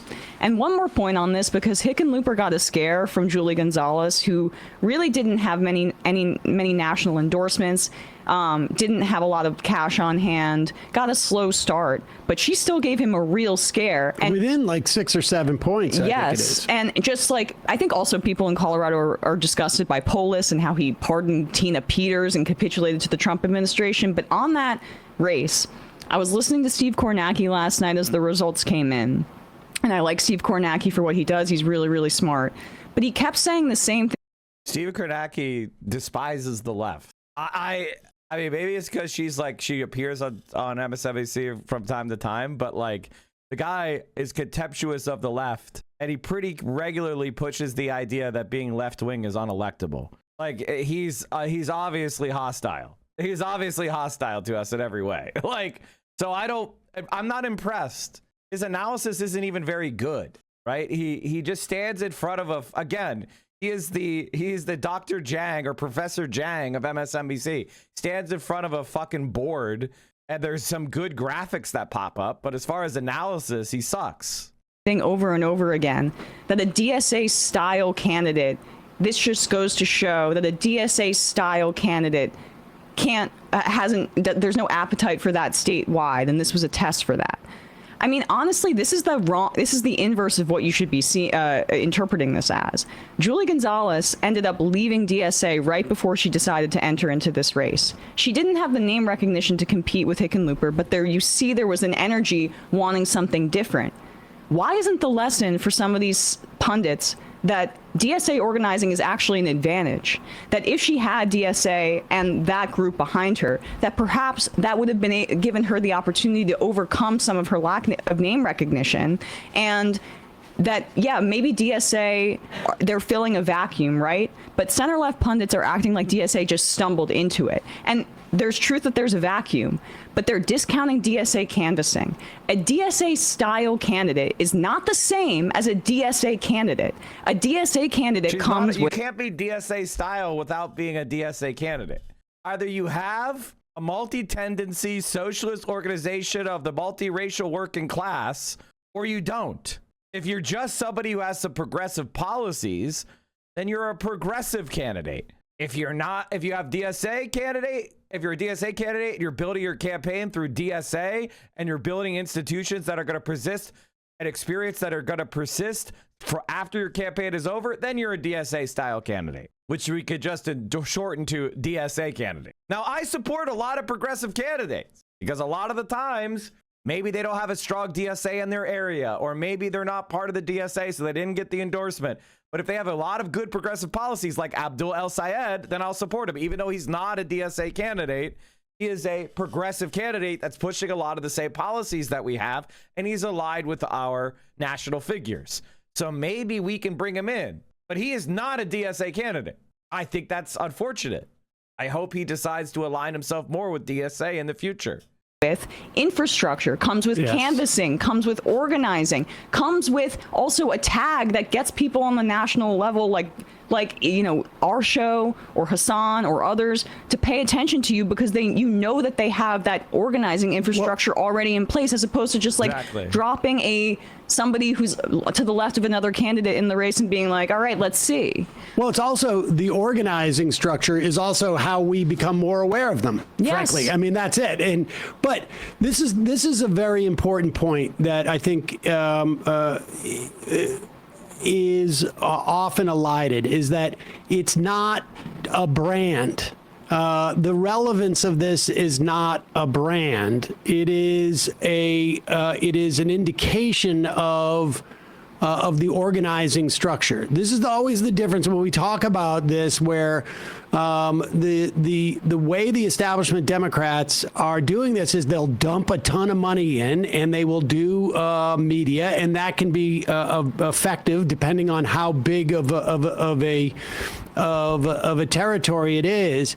But the bottom line is that in general, progressive candidates who are running a serious campaign are doing a lot more groundwork than their opponents. And it's much more fueled by volunteers. This is, broad brush. And the DSA is like one step above that because there's already a structure. There are already people who know how to do this. There are already people who've gone through other campaigns, and they have a connection outside of the state to expertise that can lend. So, for instance, Hasan is just a very good illustration of this. Right. He's also, unique in the sense that he has a lot of ability to move people for an individual. He's a huge factor. He's going from place to place in a way that you don't, the Democrats as the DCCC has that same sort of like mechanism, but they're not used to going up against anybody who has that sort of mechanism. And that's what we're seeing here. Democratic establishment is weak, and for the first time in a long time, there is another entity that doesn't have the power, outside of what they can do in terms of organizing, doesn't necessarily have the money, but does have the structure. And so that's what's going on here. And so when you see a guy like Bennett lose, there is definitely a sentiment in the air. When you see a guy like Hickenlooper almost get knocked off, there is definitely a sentiment in the air. But the bottom line, like I would say that I would, and I say this like without an ounce of irony. Hasan Piker is one of the most important political organizers in America today. Can you name to me anybody else in the country who can do what he's doing? Somebody said me. No, no. I am maybe 5% of what Hasan could do. Which, by the way, is actually a lot because Hasan is doing so much. Like 5% of Hasan is actually a lot. Charlie Kirk was the only person that comes to my mind, and he's currently moldering. Stacey Abrams in Georgia, she fucking lost. Also, she was a nationally recognized politician. Hasan is a Twitch streamer. And the reason why Hasan is able to do this is because he's doing it in cooperation with DSA, which is not about him. Hasan is gathering up all this untapped energy, and then he's putting it on DSA, which is ready and willing and prepared, and then takes the energy and is like, bah, and lasers the establishment capitalist parties, in a district. He's gathering it up. He throws it to DSA, and it's a big fucking laser mirror, and it's like, bah. 15-term incumbent, bah. 5-term incumbent and chair of the Hispanic caucus, bah. The entire progressive nonprofit complex, bah. We're lasering them all. This is not a branding thing. When we talk about DSA in particular, it is not simply a brand. It is that the implication is you're going to have a multi-level structured institution behind you that is going to get voters out. Exactly. And that brings me to this. I want this to be, I want to explain something to you guys, is that I don't want any of you to be this type of person. Because, and I say this with all due disrespect, this is actually one of the most profoundly stupid things I've ever read. And if you think it has any validity to it whatsoever, you are the problem. Like, you are the problem. Unironically. This is one of the dumbest arguments I've ever heard. I award no points, and may God have mercy on your soul. We're all dumber for having read it. Let me read it to you. I doubt I'm the only person who thinks this, but it's very hard for me to imagine a world where AOC 2028 wouldn't be a total disaster for the left, particularly if she were to win. Now, I want to say something to you guys. Please quit DSA. Please quit showing up anywhere. Please quit talking about it. Go do something else with your life. Literally anything else. Literally anything else. Go pick up gardening. Go learn needlepoint. Go do graffiti on the fucking overpass. Literally do anything else. Sorry about that, chat. It looks like we're effing a little bit. Fuck. We're effing a little bit. Why am I effing? What is going on? Why is my frame rate so bad? Why is my ingest failing? This is so fucking annoying because it's like not my fault that it's obviously Twitch. You know what I mean? Fuck you, Twitch. It's not even LA internet. It's literally Twitch. Okay, what was I saying? Oh, I was ranting about this person is fucking worthless. Now, this person, this idea, the reason why I'm using such vitriol, but I want you to understand, full disrespect. You are the problem. You are stupid. Please go away. I don't even want to bother having an argument with you. And the reason why I'm saying this is because you're stupid. You are a profoundly stupid person. And why am I saying you're stupid? I'm saying you're stupid because I tweeted a reply to this, which is, if you still believe this after the last year, you are anti-empirical in your political views. Socialist orgs are surging in part because of her work endorsing and supporting DSA at NYC. The effects of her work are obvious. You could literally see the left exploding in popularity, and all of it can be traced back to two things. Zohran Mamdani's announcement for New York City mayor, and that election was won. AOC endorses. This was the moment. This was the moment. 1 year ago, last June.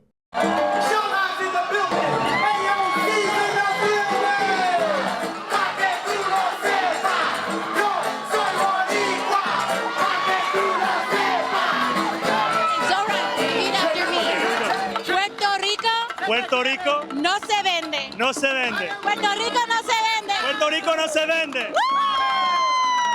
Hello, everyone. This is Alex. So this is the moment where, AOC won her surprise race against Crowley, a 10-term incumbent in 2018. And she built up DSA.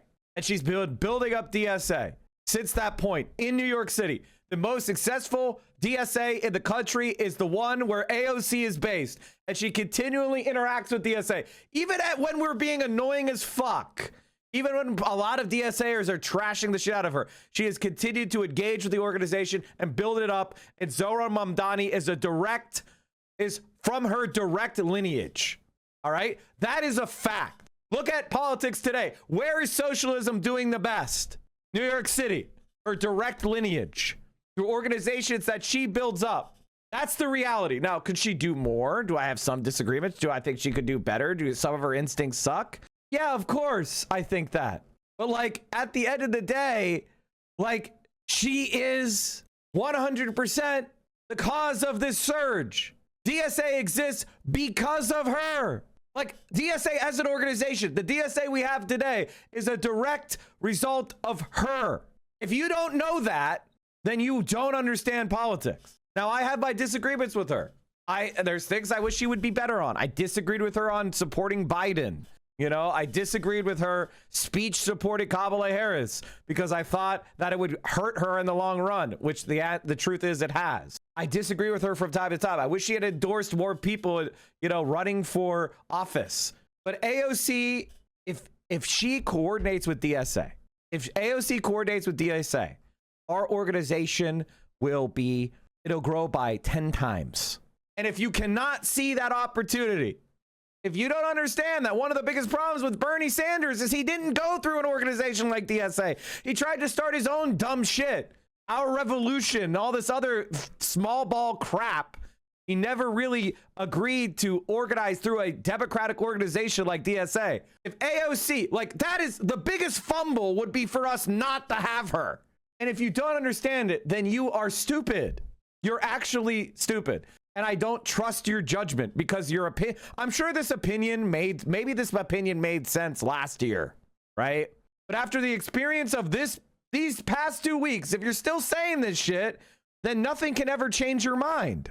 They want AOC to run for Senate. That's what establishment Dems are trying to say because they're worried. They're worried that she would lose, or they'd worry that she would win. Please don't run for senator against Schumer instead. We need him out, and you are the only one who can do it right now. Here's what I'll say. If you're a follower of mine, unfollow. If you think AOC should run for Senate, leave and never return. This is actually, I'm not going to have any dissent on this one. It's actually, you're dumb as fuck. You're dumb as fuck. It's okay to say this. It's okay to say, like, I'm worried that she might not win. That's normal. But if you're like, no, give up the only opportunity we've ever had for a socialist to run for president and run for some meaningless 1 of 100 senators, who gives a fuck about the Senate? Are you stupid? It always gives me a chuckle when Mike goes nuclear. You're welcome. This is actually a point where I can't have you be like, I can't tolerate people this stupid around me. And the reason why I'm going nuclear on this is because the evidence is so obvious. If you have this opinion, you're not bright enough to be around me. You're going to cause me brain damage. This opinion might have made sense 18 months ago. But now, after Zoran's win and after AOC's endorsement of Zoran, after the way that DSA is sweeping across the country, the way AOC is now intervening to endorse Abdul al-Sayed in a swing state, now it's just, you want to be a loser. What should I say to my friends that say they're worried America is too sexist to elect AOC? Mexico elected a Jewish woman and she has a 70% approval rating. Do you think Mexico is less sexist, or at 80% approval rate? Think Mexico is less sexist than America? Americans will vote for a woman, just like they voted for a black man, if they feel like they're gonna do change. If we were willing to elect Barack Hussein Obama in 2008, we're perfectly willing to elect a woman. That's nonsense. The reason why Hillary lost is the same reason Al Gore lost. They were boring and nobody was excited about them. And their policies were the status quo. Was it because of gender? Like, even if you take her on her own terms, what has she actually gotten for continuing capitulating to a party at every major juncture? They're not even willing to give her preferential treatment on committee placements over a guy who would die in office a few months later. This is like, are you a bot? Are you a bot from 2 years ago? She's the top fundraiser of any House member, including the leader. She's the most popular politician after Bernie Sanders and among the Democratic Party. Like, what left winger do you think is going to outperform AOC? What you're really saying is surrender the presidency to a neoliberal. That's what you're really saying, because you're scared that what this really is you're scared about our movement actually having power and not succeeding. And the reason why you think that way is because you're not very bright. I mean, and that's really why, because you haven't done the homework and you're an imposter. So if somebody asks you, how would you do Medicare for all? You don't know the answer, so you think there is no answer, right? Like, you may support these policies, but you don't know them that well. So you're worried that if somebody actually has to do them, instead of just saying them, they're not going to be able to, because you're not very bright. But don't worry, other people have done the homework. We'll take care of you. Just vote for the right person I tell you to vote for, you fucking lazy piece of shit. She backed Biden through the genocide, even as other members of the party were getting ready to drop him, and got completely flat-footed. They hate her. They're going to do everything they can to fuck her over anyways. That's good, dumbass. That's good. That heightens the contradictions. AOC will be more popular than Hakeem Jeffries or Chuck Schumer when they try to stab her in the back. Every centrist who tries to go after AOC will help us, you dumb piece of shit. That's what happened in Mexico, dummy. All the centrists tried to stab AMLO in the back, and everybody just hated their guts, and they got annihilated. They got fucking trashed. They got thrown into irrelevance, and they swept to massive power. I want them to go mask off. I want them to stab us in the back. That helps us. That's a good thing. Stab us in the fucking front, bitch. And this is also cowardice. I don't want to fight for AOC because she might get beaten up by the establishment. Quit politics. Quit it.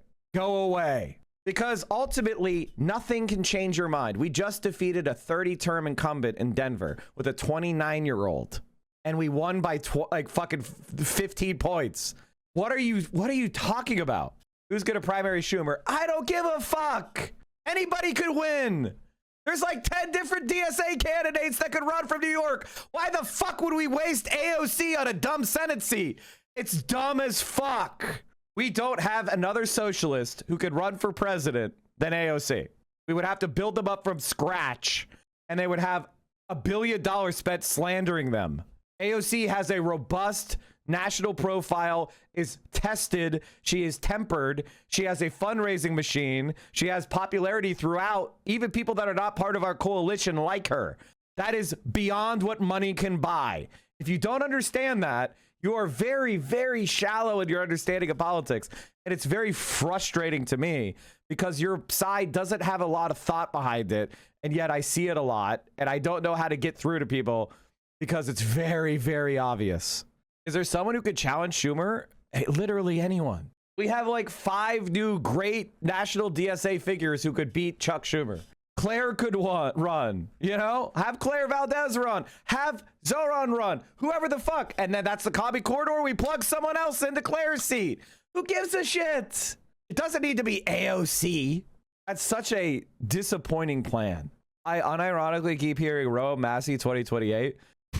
Okay, thank you for raising my vibes. Sometimes there's like stupidity that like critically hits and it makes me have a good mood. That's a rare. Like normally stupidity is what pisses me off, but sometimes there's something so stupid that it actually critically hits my brain and makes me laugh. And like makes my mood is like massively improved. Thank you so much. Thank you so fucking much for that. Okay, sorry, I got mad on someone on Twitter. I didn't even get one guide by the chat. I got one guide by some person I don't follow coming on my feed with something stupid. Oh, let me respond to that. Thomas Massey is a libertarian and he hates everything about us. He's just also anti-Semitic and doesn't want any money going to Israel. There is in no way is he allied with AOC or Ro Khanna in any way. However, as legislators on his way out after he just lost a primary, he could be a useful idiot for us to have like some policies seem to be bipartisan for normies. You're not supposed to actually believe it as an intelligent person. You're supposed to understand politics at a deeper level to understand that he's our enemy in every way, except he's a useful idiot for going after the Republicans on the Epstein shit and going after Israel. I'd agree with it. Your favorite guy keeps saying it is AOC hate video comments. Ro Khanna is much worse than AOC on Israel. I actually might make a TikTok on that. I think that might be a good TikTok. Just be like, hey, I wanted to clear something up. Ro Khanna sucks on Israel compared to AOC. And he takes a lot of crypto money. But I don't want to trash Ro Khanna. Like, I'm not, like, the thing is, the reason why I haven't done it is because I don't want to trash Ro Khanna. But if he launches for president, I'm going to go fucking nuclear on him, just like I did Tulsi Gabbard and Elizabeth Warren. Back in 2020, I had a lot of dumb fucks saying Elizabeth Warren and Tulsi Gabbard in my chat. You guys are, maybe if you weren't around 6 years ago, that's the way people were talking in the chat. Tulsi Gabbard is the real leftist anti-war candidate. And Bernie Sanders is a sellout because he endorsed Hillary after he lost. That was the shit people were saying. And I made fun of them. And guess what? Mike was right. Abdul El-Sayed has a long history of disrespecting women. He called Michelle Obama's work with children uninspired and ineffectual, claimed Gretchen Whitmer was bought and sold. In a discrimination lawsuit, El-Sayed was accused of telling a woman he didn't want to work with anyone over 40. And an employee said he was offered payment to keep silent after age discrimination. He was doing age discrimination. Witnessing El-Sayed disparaging women. A history of disrespecting women. That's the real Abdul El-Sayed. UDP's. And there is AOC. Can someone edit a version of AOC as Mercy? And she's coming down to protect Abdul against being called misogynist. She must have heard about this and said, oh, hell no. Oh, hell no. That's actually something that makes AOC, that's what's really cool about AOC. AOC doesn't like when people are disgusting rats. She endorsed Bernie in a very similar situation when they were going after him for his heart attack he had. Who paid for this ad? AIPAC. He disrespected Michelle Obama. Even if this were true, wouldn't this make Republicans want to vote for him? They love women haters. He's in a Democratic primary, Solio, which is going to be majority women. Women have an advantage. Like, this is the thing. Female candidates have an advantage in Democratic primaries because women, they tend to have a pro. This is an unspoken reality. There's a reason why so many DSA candidates are women, because they're trying to win competitive primaries.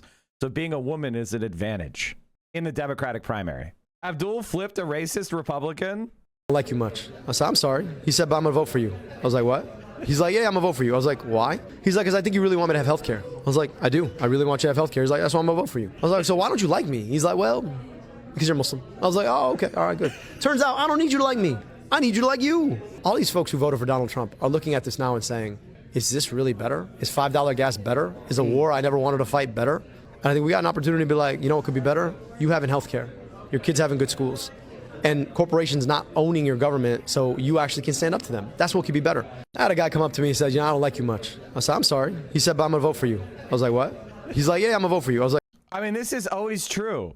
This is always true. It doesn't matter if you vote with someone with, you know, as enthusiastically wearing their merch, screaming, yay, vote for them, or you do it, you barely scratch, you know, in the bubble next to their name. A vote is a motherfucking vote.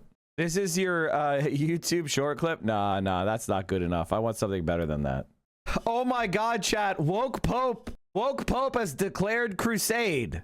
The woke Pope has declared a crusade. Vatican excommunicates schismatic bishops and priests and warns their followers. The Vatican responded aggressively Thursday to a traditionalist group that consecrated bishops without the Pope's consent, declaring the Society of St. Pius X had formally broken with the Catholic Church and excommunicated its bishops and priests and warned its faithful that they too face the harshest sanctions in the church. By declaring a schism and extending excommunication to potentially thousands of Catholics, the Vatican Doctrine Office went above and beyond the minimum sanctions foreseen by church canon law to respond to consecrations Wednesday of 4 new bishops. The society, known as by the acronym SSPX, celebrates the ancient Latin Mass and opposes the modernizing reforms of the Catholic Church, which it considers to be rife with heresies and errors. While a fringe movement on the Catholic right, the SXPX has been a thorn in the Vatican's side for 5 decades because it claims to be even more Catholic than the Holy See.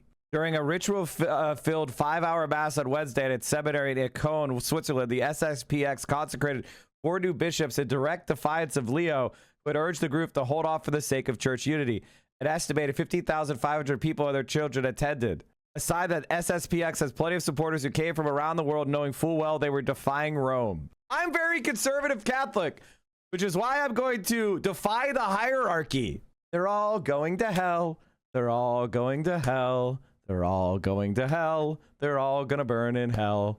God, it's so awesome. It's so awesome that we know all these Catholics are burning in hell for being conservative and defying the Pope. The harshness of the response suggested that after trying to negotiate with the SSPX, the Vatican under Pope Leo XIV had enough. In a decree, the Vatican excommunicated the 4 new bishops and the 2 existing SXPX bishops who participated in the ceremony. It declared the consecrations a schismatic act and that the society itself had created a schism or intentional rupture with the church. It declared the SXPX priests, who number about 750, to be schismatic, therefore excommunicated, and invalidated the sacraments of confession and marriage that they administered. The Vatican warned the faithful to stop going to SXPX masses, decreeing that those who adhere formally to the society are schismatic and excommunicated. The Vatican said that applied to people who are members of the SXPX lay branch and those who regularly attend masses and formally share its doctrinal positions. Sanctions did apply to Catholic faithful who had gone to the masses for liturgical or spiritual reasons, or those who go but accept the Pope's authority and teaching. Thursday's decree, however, could potentially involve the excommunications of thousands of rank-and-file SXPX faithful. The sanctions, especially those targeting the priests, the faithful, and the sacraments they receive, were particularly harsh and reversed concessions the Vatican had granted the SXPX in recent years as part of its outreach to bring the group back under Rome's wing. Marc-Andre Malibard, the media manager for the society, expressed shock at the severity of the sanctions and called them unjust. Bro, immediately submit and recant. You're going to hell, motherfucker. Who the fuck do you think you are? For us, this excommunication extended to the faithful is brutal. It's not what we expect from a father who we refer every day. We are told, you claim to have the truth. Fine. I'm just saying that we certainly have our flaws, but our main flaw today is having a leader who doesn't want to communicate with us, and that's terrible. The Vatican's doctrine chief, Cardinal Victor Emmanuel Fernandez, met in February with the SSPX superior, Reverend David Pellegrini, and proposed a dialogue, but Pellegrini asked instead to meet with Leo.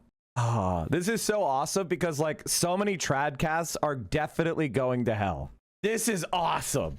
This is awesome. I mean, assuming you're Catholic, right? Like, if you are Catholic, they're sending so many tradcasts directly to hell. This fucking rules. And all their marriages are null, which means they're living in sin and committing fornication because they don't have a doctrinal marriage. That's not a sacrament. You know, it's a fake marriage from a schismatic, excommunicated priest, which means they're committing fornication, and all their children are now bastards. Hate to see it. French Archbishop Manuel Lefebvre founded the SXPX in 1970 in opposition to moderating reforms of the Second Vatican Council. Among other things, the 1960s meetings known as Vatican II revolutionized the church's relation with other Christian Jews and people of other faiths and allowed Mass to be celebrated in vernacular rather than Latin. Pope Benedict had lifted the excommunications as part of a years-long outreach to the group, but SXPX today has no legal standing in the church, and with Thursday's decree is declared to be in schism. Is this the meme you want?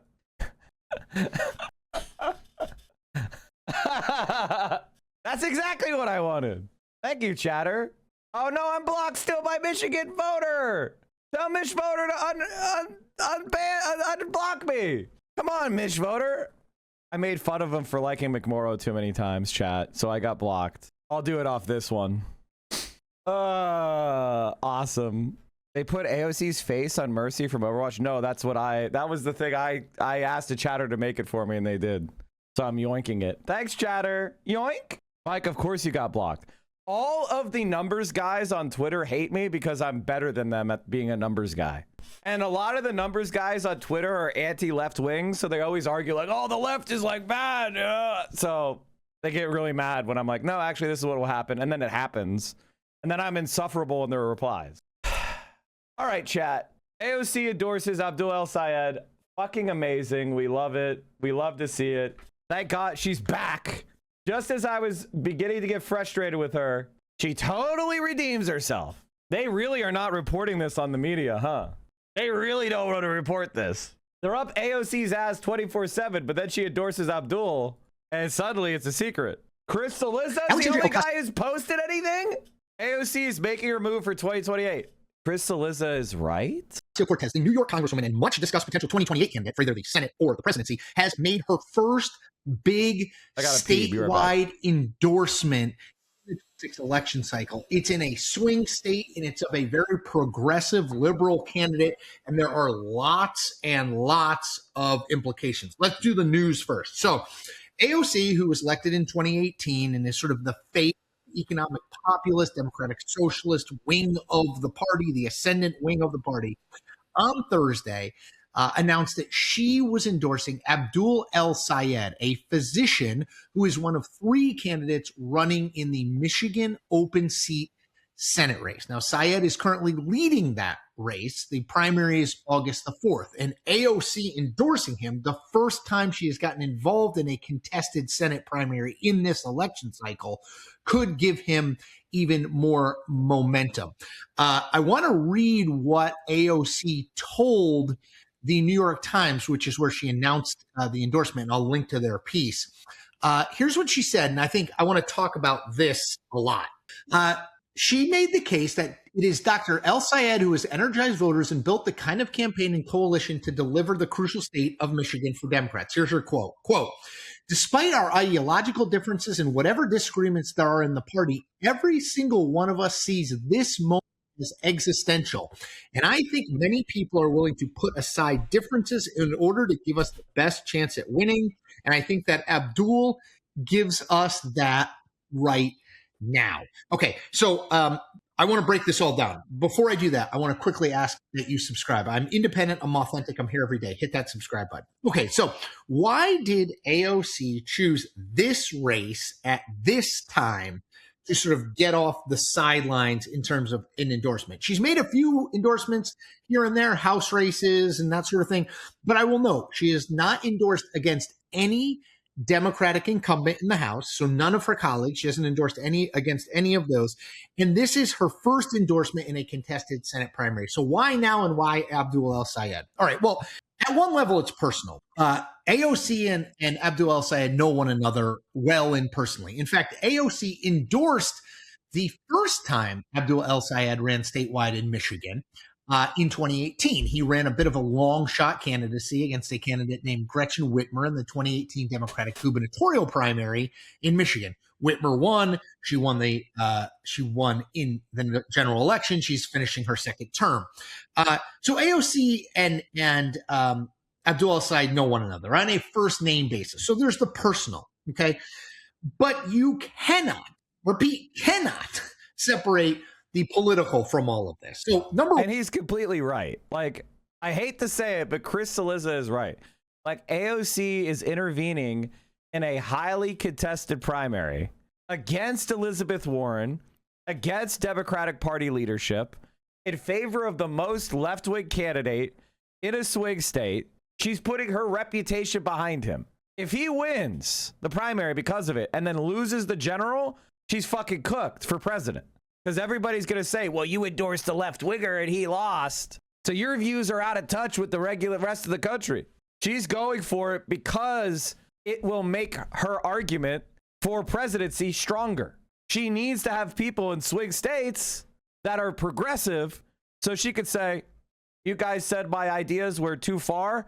I endorsed Abdul al-Sayed in Michigan. He won the primary. He won the general. Kamala Harris lost Michigan, but Abdul al-Sayed won it. I would win it too. And then bam, regular people could nod along and go, you know, that's right. That's true. I think AOC might win. AOC has the same dilemma that Obama did. Everyone likes her in the Democratic Party, but they're worried she might not be able to win. And the moment there's evidence that she could win, the overwhelming number of people that will be behind her makes her inevitable. The only question they have is, can she win? She gets to do that with Chris Rabb at PA. Well, the thing with Chris is he's only in Philly, right? He's only in Philly. He's not enough of an argument because he's not Pennsylvania statewide. With Michigan statewide, that's where AOC gets to make her argument. AOC is able to say, oh, see? So look what I did. Look what I did. I won. So this is absolutely vital. Absolutely vital. And a huge move from her. One, Michigan is a swing state, right? I think that if Abdul al-Sayed can win the nomination on August 4th and he faces State Senator Mallory McMorrow and Congresswoman Haley Stevens in that race that he is ahead in at the moment, if he can win not just the Democratic nomination, but then go on to beat former Republican Congressman Mike Rogers in the general election, man, is that a key data point to push back against the establishment types of the Democratic Party who say someone who is either a Democratic socialist or has very lefty views on lots of things, Medicare for all, Green New Deal, they can't possibly win an election in a swing state. So if Abdul al-Sayed wins in a swing state, that's a really powerful proof point. And there you go, chat. Even Chris Cillizza is acknowledging our argument. And so, like, this, ladies and gentlemen, you know, like, if even Chris Cillizza is saying this move is a sign that AOC wants to run for president, and if she pulls it off, it means that she is viable as a national figure.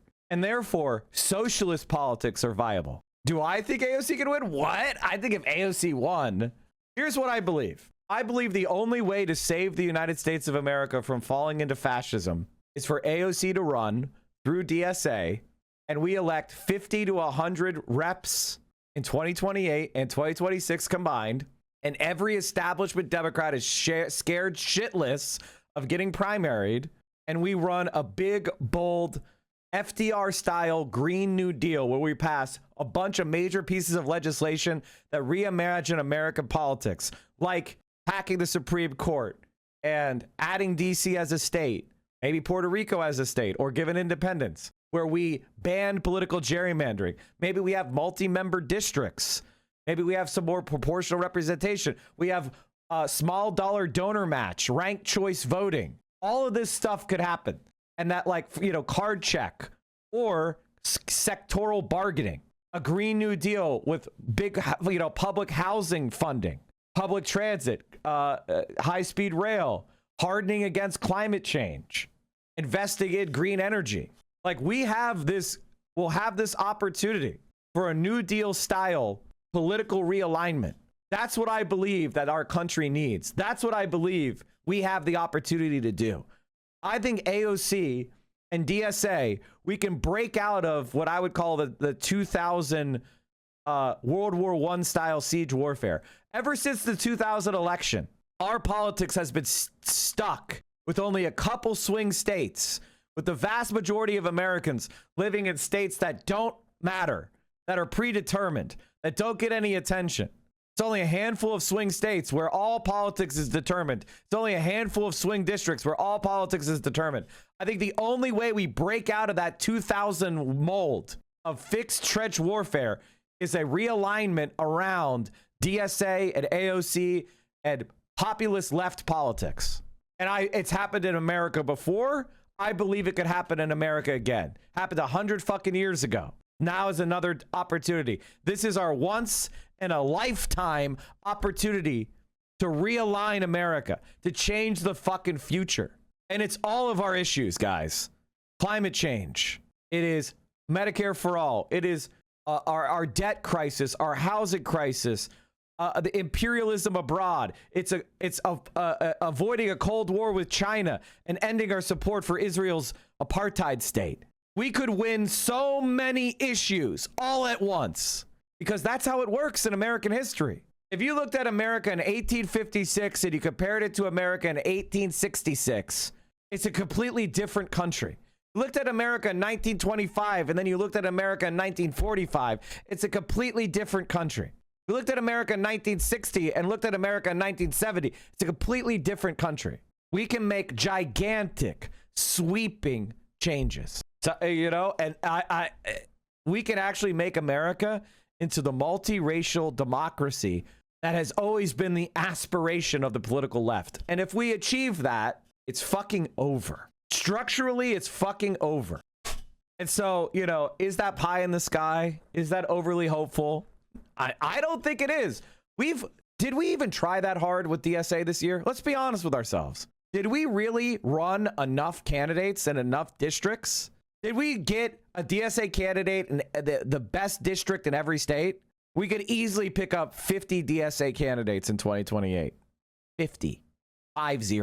Like, that is the reality. That is the opportunity. Do you have a link that's better than a Substack? The idea that, well, yeah, in fact, they can and have won in swing states. That's number one. Number two, it's impossible to separate this out from 2028, right? AOC is without question someone who is considering what to do with her political future. As I have said, I think she would be crazy not to run for president, given what we know about where the party is. We've seen Democratic Socialist candidates knock off 2 incumbents last week in New York. This week, we saw it happen in Denver, Colorado. That's where the energy of the party is. But I guarantee you that AOC chose carefully here. She is not someone who just flies off the handle and just makes decisions. She is strategic and calculating. I mean that as a compliment. She clearly decided this was where she wanted to lay her marker. She has the personal connection to Abdul Sayed. It's a swing state, and I think it will say a lot about the viability of someone with a profile like Abdul Sayed, whose profile is a lot like AOC's, to be able to win in a swing state. And by the way, AOC is not the only liberal sort of progressive pointing at this race as critical. I will note the Progressive Campaign Change Committee, the PCCC. Adam Green runs that, and he told Politico's Playbook this today, talking about Michigan. He said that 2026 is our put up or shut up year, talking about proving that liberals, progressives, Democratic Socialists can win.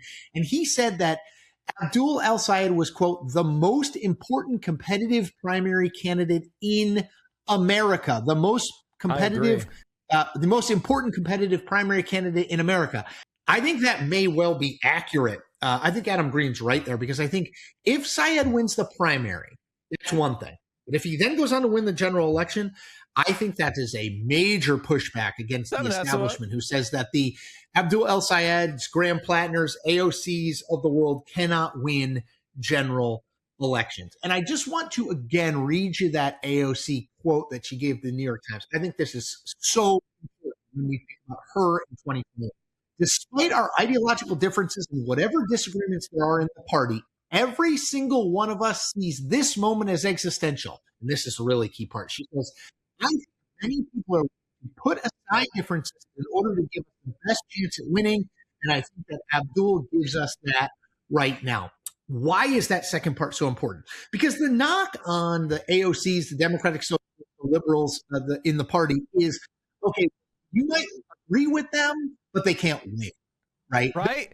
But doesn't that seem circular? Oh yeah, everybody agrees with them, but they can't win. Well, if everybody agrees with them, why don't we just vote for them? Because the dirty little secret of the centrist, his audio is fucking terrible. The dirty little secret of centrism is it's all bullshit. Nobody's a centrist. Everybody wants change. So but we're worried about what type of change we might get. We're worried about the other side. So defeating the other side becomes your priority over actually getting something good. The moment people start believing, no, we can do things again. There isn't one policy in the Green New Deal that's impossible. There is not one policy in the Green New Deal that requires new technology. There's not one policy in the Green New Deal that requires like a reimagining of economic conditions. Every single one of those positions is imminently doable. It's just about political will. They're not winners. They can't appeal to the middle of the electorate. And again, this is clearly AOC saying, I think that Abdul El-Sayed doesn't just agree with me on policy, but gives us our best chance to win. Which means that if Abdul El-Sayed then goes on and wins, man, does that, or Graham Plattner, or both. I think you're underselling how revolutionary job guarantee would be. What do you mean? FDR did it. We basically had a job guarantee before, and it was fucking awesome. Like, of course we could do it. Let's go on to win, and they're both in the U.S. Senate. That gives AOC and the left and the DSA major momentum heading into the 2028 presidential election. Gone, or at least significantly undermined, is the idea that the left and Democratic Socialists cannot win general elections in a swing state like Michigan or a swing Senate state like Maine. And I think that she is smartly calculating, putting an educated bet on El-Sayed, and in many ways a bet on herself that, yes, the most liberal candidate can be the most electable candidate, that it's not necessarily about agreeing with every single view. It's about how you are positioned, insurgent, outsider, shaking up the system. So I think this is a big deal. AOC getting off the sidelines in Senate primaries to endorse Abdul El-Sayed again. Her first endorsement in a contested Senate primary. And he's, I'm sorry his audio sucks, but he's fucking right. Have I covered DEMS yet? No, but I'm about to. Ocasio-Cortez endorses Abdul El-Sayed, a critical Michigan Senate race. We've had a long discussion about this because I consider it very important, and I want you guys to be on board with what I'm doing, which is I want more people to run for office. I think that AOC running for president 2028 will make that possible, and it's never been better than now. And if you're not on board with that, you and I are not going to get, we're not going to get along for the next 2 years. And I hope what's happened so far the last 2 weeks has proven that we have a point. People that came on this stream won their election. They went on the Central Committee stream and they won their election in a landslide. Do you understand what that fucking means? We are radically left-wing for the American history, and we have winners. Do you understand that we are in a once-in-a-lifetime opportunity? And I don't want to let us miss it because AOC, made a cringe video or had an argument that I didn't agree with, and I'm trying to get 500 likes on Twitter. Fucking embarrassing. Once in a lifetime opportunity. I unironically need you guys to know that I'm not memeing. This is completely reality. This is it. This is fucking it. Ocasio-Cortez endorses Abdul El-Sayed in critical Michigan Senate race. This endorsement is the first in a contested Senate primary by Representative Alexandria Ocasio-Cortez this year, and esteemed Democrats believe they must hold this fall to win a Senate majority. Representative Alexandria Ocasio-Cortez, one of the nation's most prominent progressives, is endorsing Dr. Abdul El-Sayed for Senate in Michigan, wading into our first contested Senate primary of 2026 and one of the nation's top battlegrounds. Ladies and gentlemen, we have a once-in-a-lifetime opportunity to change the motherfucking world. I've been following politics since 1992. It has never been like this. And it never will be like this again unless we take advantage. and we realign the country. Like, it will never be better than it is now, because if we don't succeed, fascism will succeed, because the American system is fragile, and it is socialism or barbarism, and they're trying to come up with AI fucking drones and robots, and unless we grab hold of this fucking machine before it's too late, they're gonna have quadcopter drones going around and drilling us in the forehead so that trillionaires can have infinite wealth. We have no more runway. It's time. We're getting pushed out of the motherfucking nest. Her endorsement, which she made in an interview with the New York Times, represents one of Ms. Ocasio-Cortez's most assertive moves so far this year to build up the left flank of the Democratic Party, and it puts the Congresswoman from New York in direct conflict with Senator Chuck Schumer, who has backed a more moderate candidate. Despite our ideological differences and whatever disagreements there are in the party, every single one of us sees this moment as existential. And I think that many people are willing to put aside differences in order to give us the best chance at winning. And I think Abdul gives us that right now. Her intervention could energize progressive activists who see a potential champion in Dr. El Sayed. Could also enrage establishment-minded Democrats who are fearful that the party will fumble away a crucial Senate seat in a year that favors Democrats by veering left in a battleground state that voted for President Trump in 2024. It also voted for Bernie Sanders in 2016. And the greatest polling error in American history. The greatest polling error in American history was Bernard Sanders defeating Hillary Clinton in the 2016 Michigan primary. Did you guys know that? The polling average had him at an 18-point deficit.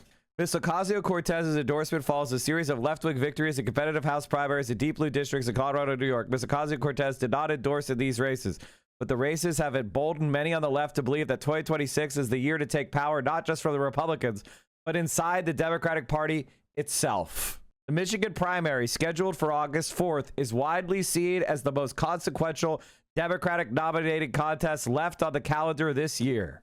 The race pits Dr. El Sayed, an outspoken progressive proponent of Medicare for All, against the moderate Ms. Stevens, who has been boosted by more than $16 million in super PAC funding, including millions from pro-Israel groups. Dr. El Sayed, who would be the nation's first Muslim senator, has emerged as the frontrunner in recent public and private polls. Just like it's extremely challenging to run candidates that can't raise money, it's also just as challenging to run a candidate that can't message online, said AOC.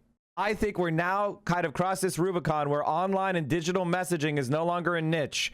It's a core competency, just like any other. I missed earlier in the stream. Is there any way to like rewind and catch up?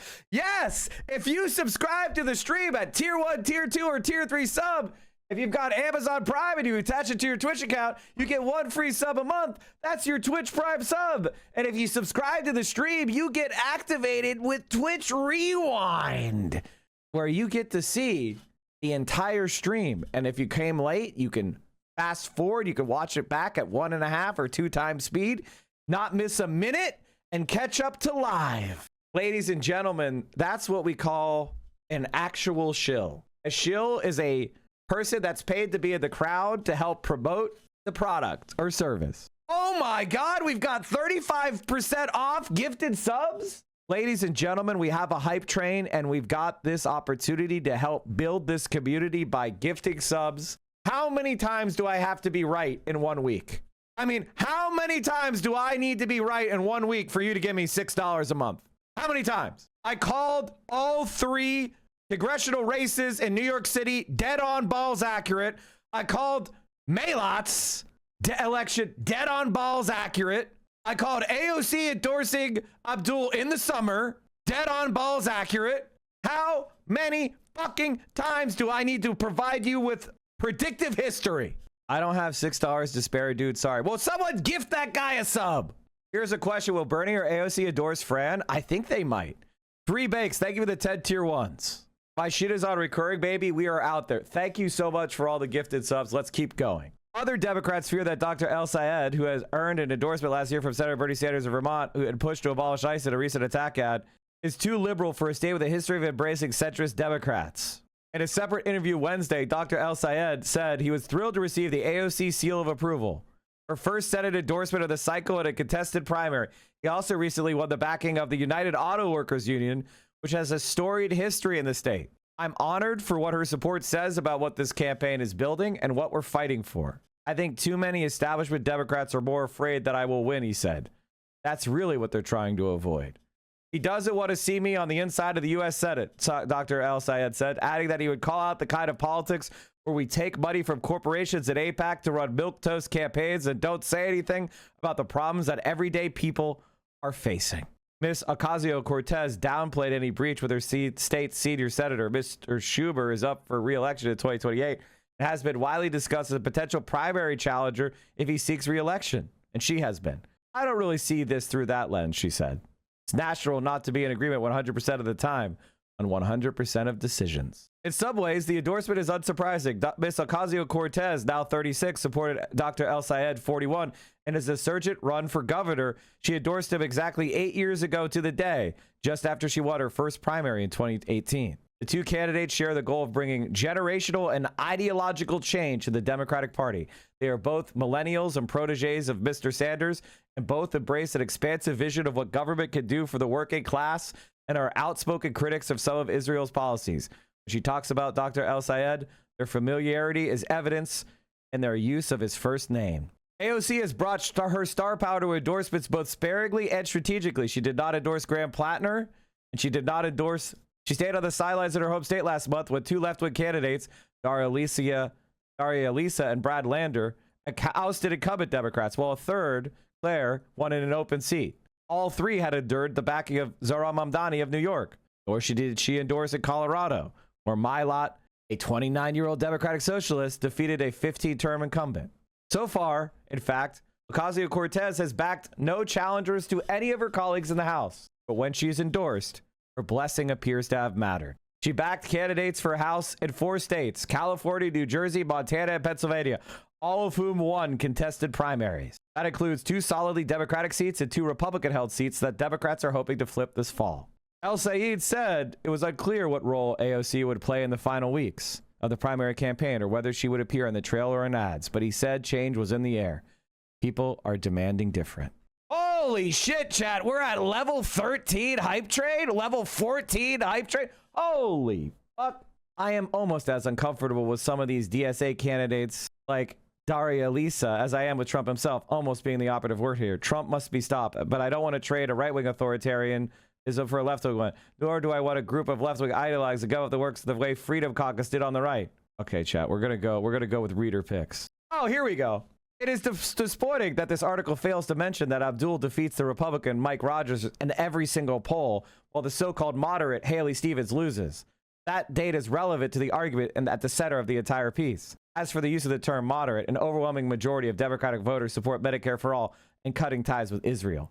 Those are the 2 main issues distinguishing these candidates. So why is centrist and moderate applied to the politician holding positions at odds with the voters? Worth pondering whenever you read such descriptors. This is like watching Mike from PA Thought just proliferating everywhere. Like, we have fucking won. All right, chat, let's hop on over to the DEMS wins her court case, crushes Ethan Klein vows to appeal, breaking his word. We just can't stop winning, chat. So as I said a few weeks ago, we had a video on my channel that I want to remind you of, which was about the tentative ruling for DEMS. It was exactly celebrating DEMS wins tentative ruling against Ethan Klein and celebrating Ethan Klein's ultimate demise. And don't worry, chat, we're really gonna celebrate that.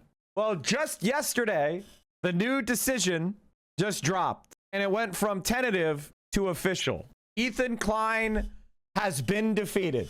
The court is in receipt of defendant's motion for judgment on the pleadings. The matter is fully briefed, and the court heard oral argument on June 5th, 2026. Now, chat, I want you to understand that you need to, you know, I don't want to make an analogy that is sexually charged, but hedonically, I need you to understand that you're not going to stop winning. It's going to keep happening. You're going to get tired of winning. Are you tired of winning yet? Because it's just getting started. Okay? You need to build up your stamina because the winning is not going to stop. You may even get tired of winning, and you'll say, please, please, it's too much winning. We can't take it anymore. Mr. President, it's too much. And I'll say, no, it isn't. We have to keep winning. We have to win more. We're going to win more. We're going to win. We're going to win more. Now, obviously, I've talked about, I want to recommend you go back and you listen to my videos on the tentative ruling and celebrating his demise and everything. But you need to understand that now it's official. And Ethan Klein, you know, he said back, I want to say it was a few months ago, that he would, quote, respect the decision of the court. He would respect the decision of the court. Let me see if I can find the clip. Oh, here it is. There's a really good Reddit. I know I don't use Reddit a lot, but there is a very good subreddit I want to recommend everyone check out called Leftovers H3. Leftovers H3. If you ever want to, you know, keep track of all the losing that Ethan Klein is doing, you can find it all at Leftovers H3. So here was Ethan Klein a couple months ago. I will 100% accept whatever the court finds because I just trust their judgment, their experience, their expertise, all the way. So shout out to this wonderful judge.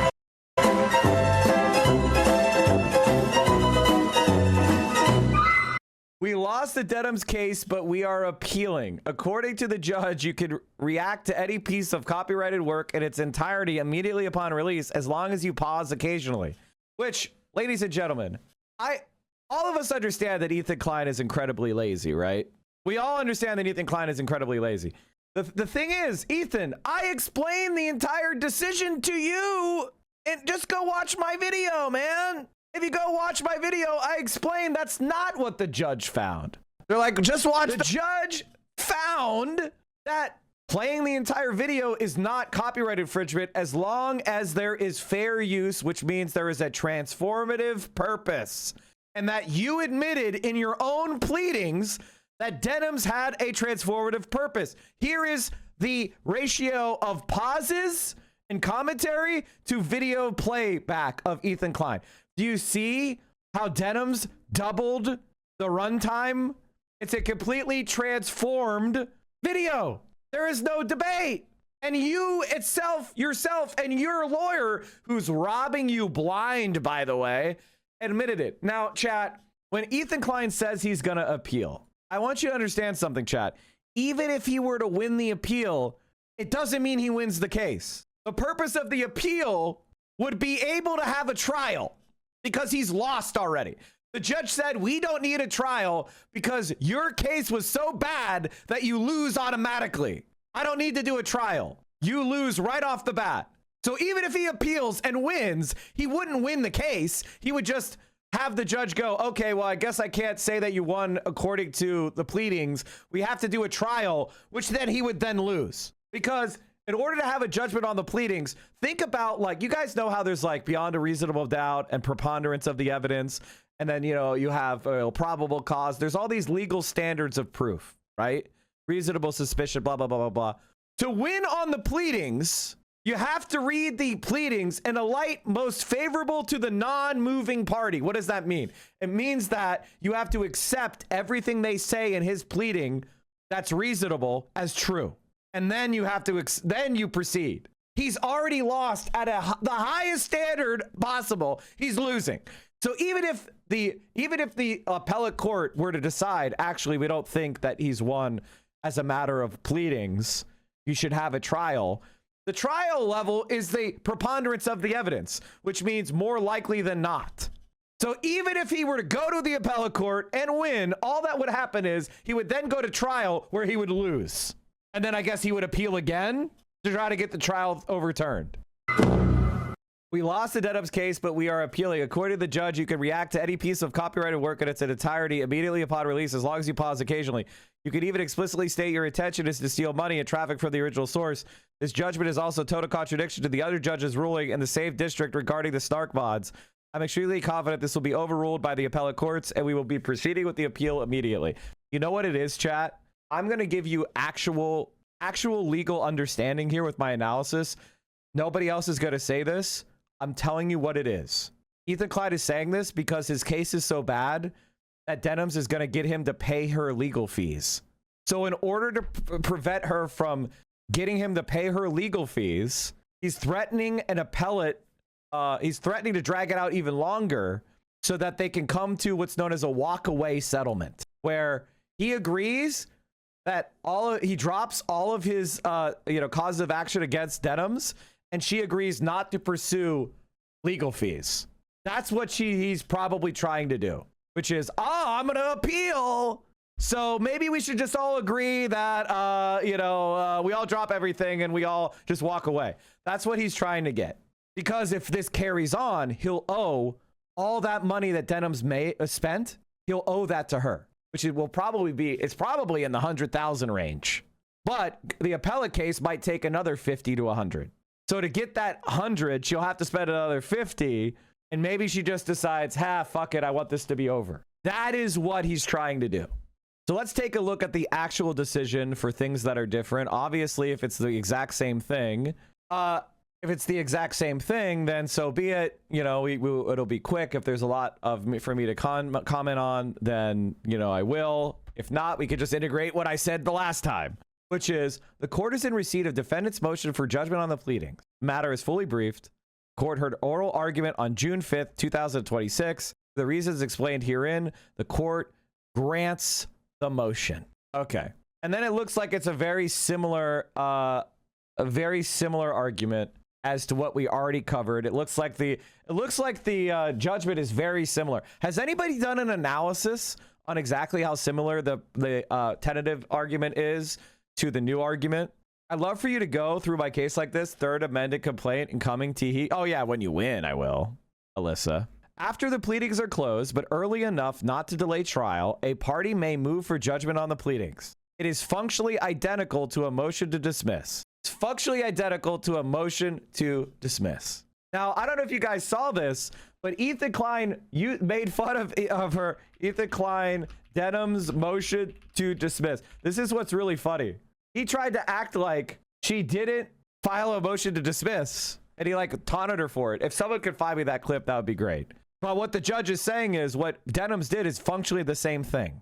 Thus, the issue presented by the Rule 12C motion is the same as the Rule 12B6 motion, whether the factual allegations of the complaint state a plausible claim for relief. A claim has facial plausibility when the plaintiff pleads factual content that allows the court to draw the reasonable inference that the defendant is liable for the misconduct alleged. So in other words, based on what Ethan Klein said, could he even win? And the judge said no. The judge said no. In evaluating a motion for judgment on the pleadings, the court must accept all factual allegations of the complaint as true and construe them in the light most favorable to the non-moving party, which is what I said earlier. Judgment on the pleadings is proper when the moving party clearly establishes on the face of the pleadings that no material issue of fact remains to be resolved and that it is entitled to judgment as a matter of law. Honest to God, I cannot believe that Ethan Klein is still paying his lawyer. His lawyer failed to establish a claim. This is bordering on malpractice. This is bordering on incompetence. He's stealing money with both hands out of Ethan Klein's children's mouths. Okay, maybe not the money out of their mouths, but he's taking the money that would be used to buy food for the children's mouths. But you get my point. This is literally stealing from Ethan Klein's legacy. I almost feel bad for Ethan that he's being hoodwinked. Oh my God, dude. And then it has the same analysis as we talked before. There's really nothing more to say. Again, if you go back to my old video, which will obviously be either integrated in or linked in this video, I went through all of this. Fair use is clearly established. The main thing that Ethan Klein tries to argue is that you can redact any piece of copyright work in its entirety immediately upon release as long as you pause occasionally. No, that's not correct. The argument the judge made is that there has to be a transformative nature. And this is what is crazy. Ethan, are you being robbed? Does your lawyer have a gun to your head? Did he tell you it's because she paused? The judge said it's because her reaction caused the video to have a completely transformative purpose. It wasn't the pausing that matters. It was the way the purpose was changed from her commentary. Does this ruling help Frogan in any way? Yes.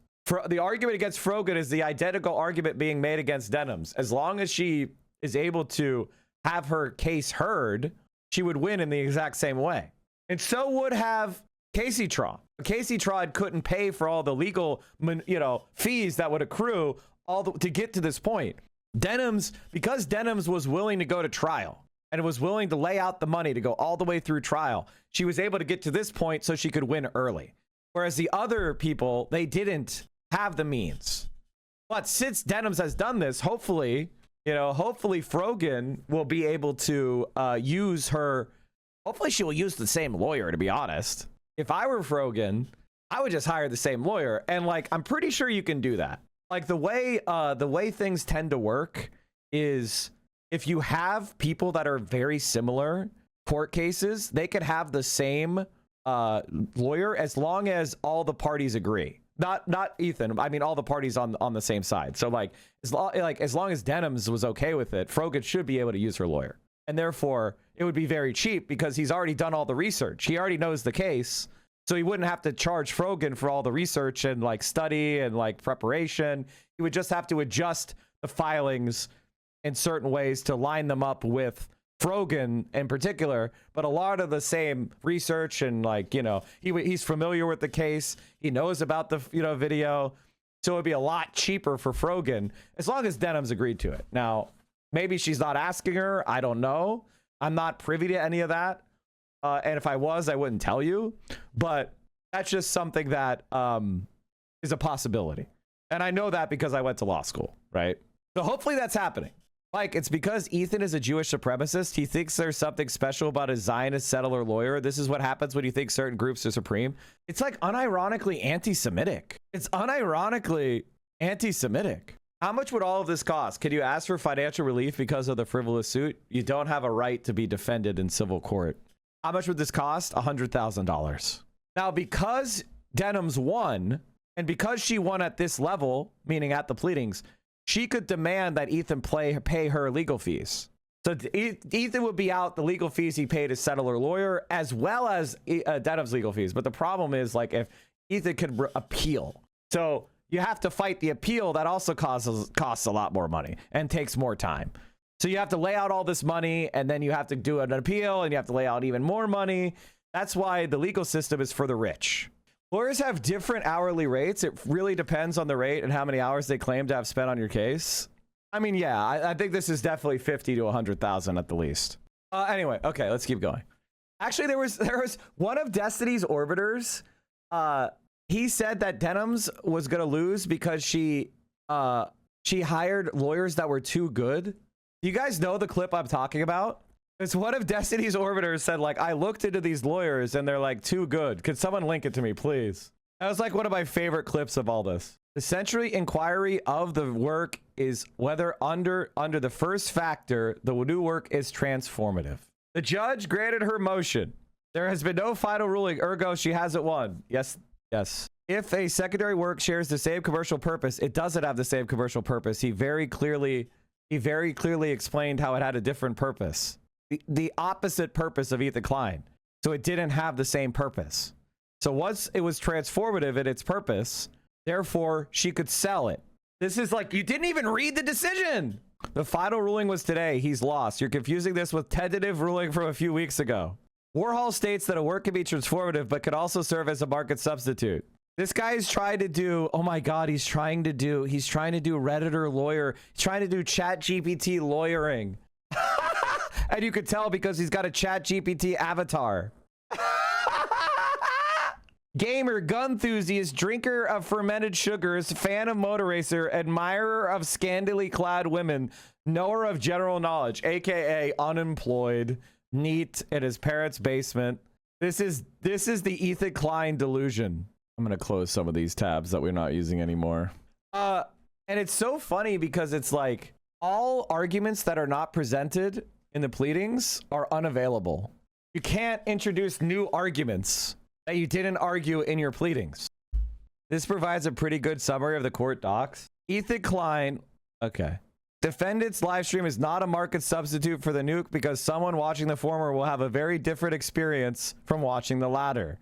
Using Klein's own case. The complaint states that frequently makes comments that are later contradicted by the nuke itself. Notably, the fair use inquiry does not ask whether the criticism of parody of the copyright work is just or accurate or mean-spirited, but simply whether the use of the kind that copyright is designed to protect, which it is. Court finds defendants' criticism and commentary within the live stream video to demonstrate the following telltale signs of transformative use. Further purpose or different character, the creation of new information, new aesthetic, new insights and understanding, and the use of quoted matter as raw material instead of repackaging it and merely superseding the objects of the original creation. Courts have found that ways in favor of fair use due to transformative nature, and the defendant's reaction video was quintessential criticism and comment. Because defendant's use of copyrighted materials served a completely different function from that of the plaintiffs, this first factor weighs in the defendant's favor. The difference in viewing experiences here is undisputed. Indeed, plaintiff states, where the nuke seems to expose how Piker radicalizes people online to be anti-Semitic and anti-Israel, DEMS attempts to use the nuke for the exact opposite purpose, to radicalize her audience to be anti-Semitic and anti-Israeli, along with defending Hasan. So in other words, what the judge is saying here, and I need you guys to understand this. I need you to understand this. The judge is looking at Ethan Klein and saying, your lawyer is so incompetent that you lose because of what he said. He admitted it was fair use. Ethan Klein, you paid tens of thousands of dollars for your lawyer to admit in his own writing that it was fair use. Therefore, you have to lose as a matter of law. He robbed you, bro.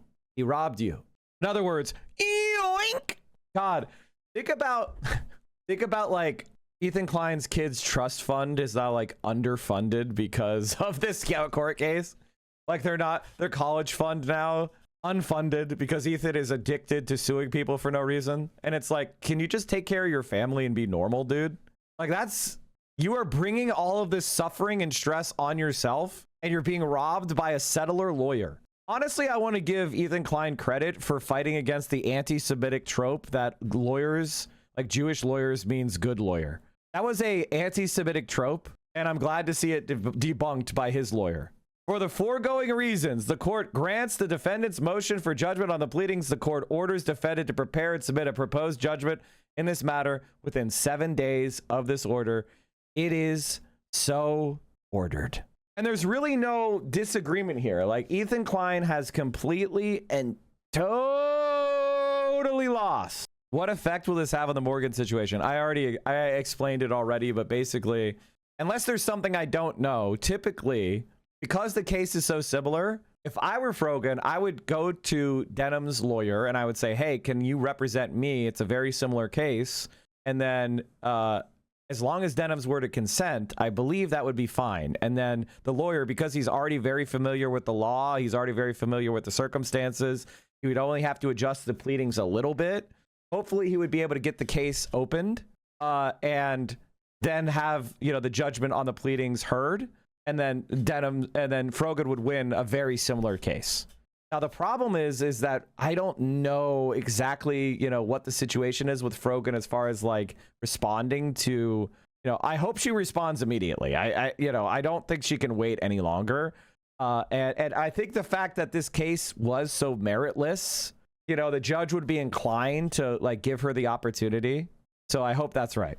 I mean, like, at the end of the day, isn't H3's whole thing watching and reacting to stuff? How hypocritical must you be to think you have any right to sue someone over something you've also earned money doing? He did the exact same thing to the content cop. He did the exact thing. He's complaining about Denham's doing to iDubbbz.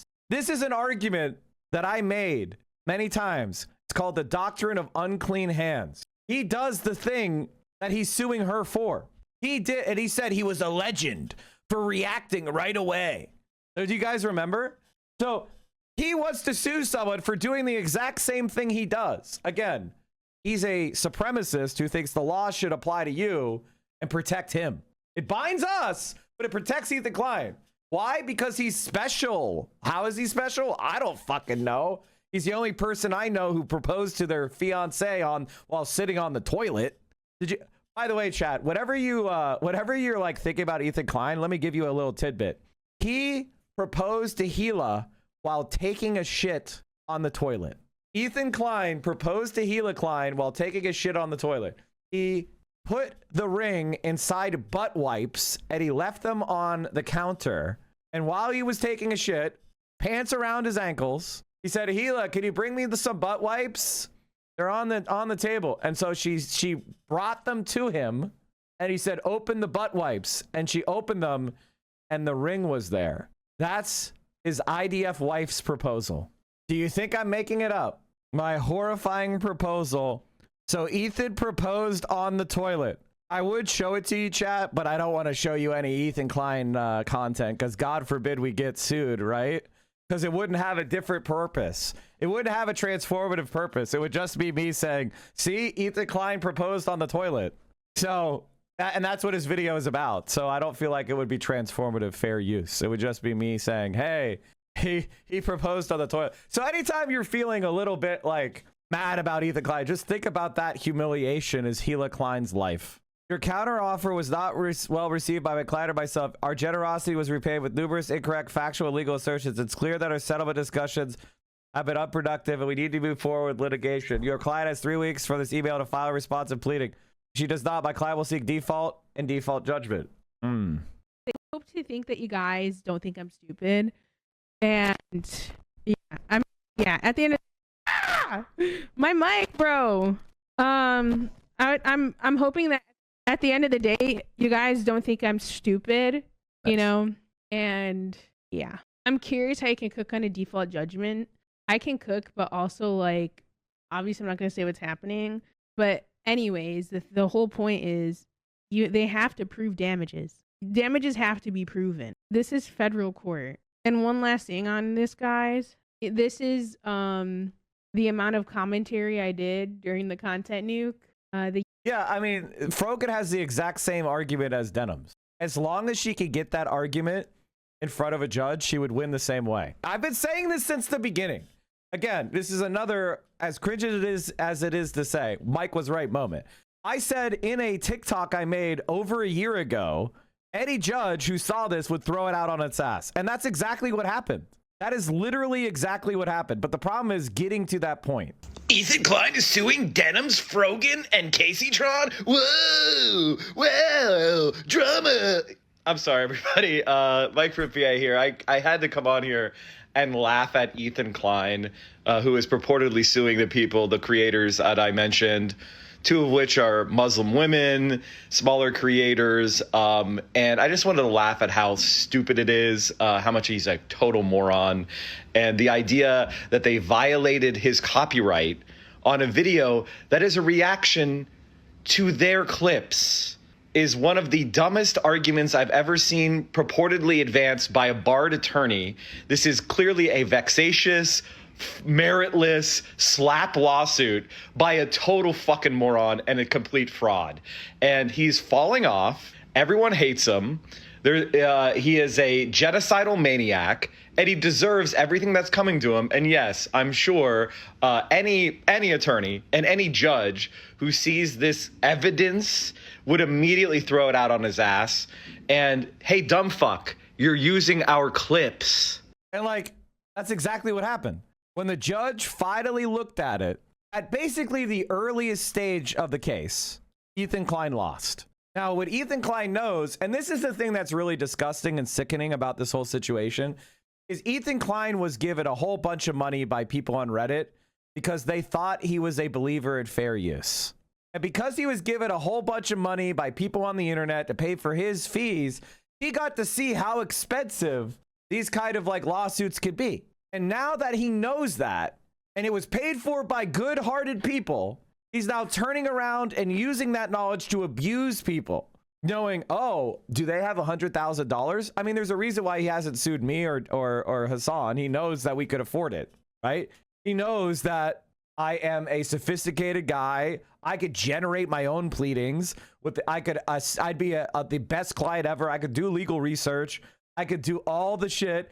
I would cost him way more. It would just be fun for me. I'd live in the UCLA Law Library, and I would pursue every single plausible claim as a counterclaim I could come up with. I would I would fucking put a flurry of motions on his ass. He wouldn't get out of trial without spending $300,000 fucking dollars, and I would spend like 20. So for me, that would be fun. Honestly, it might kickstart me to study for the California bar. I might even end up thanking him. Like, you know what I mean? Like, it might actually be motivating. Maybe I'll go study for the California bar. Sue me. It would be awesome. My research background seriously helped my case. I've contributed so much. Exactly.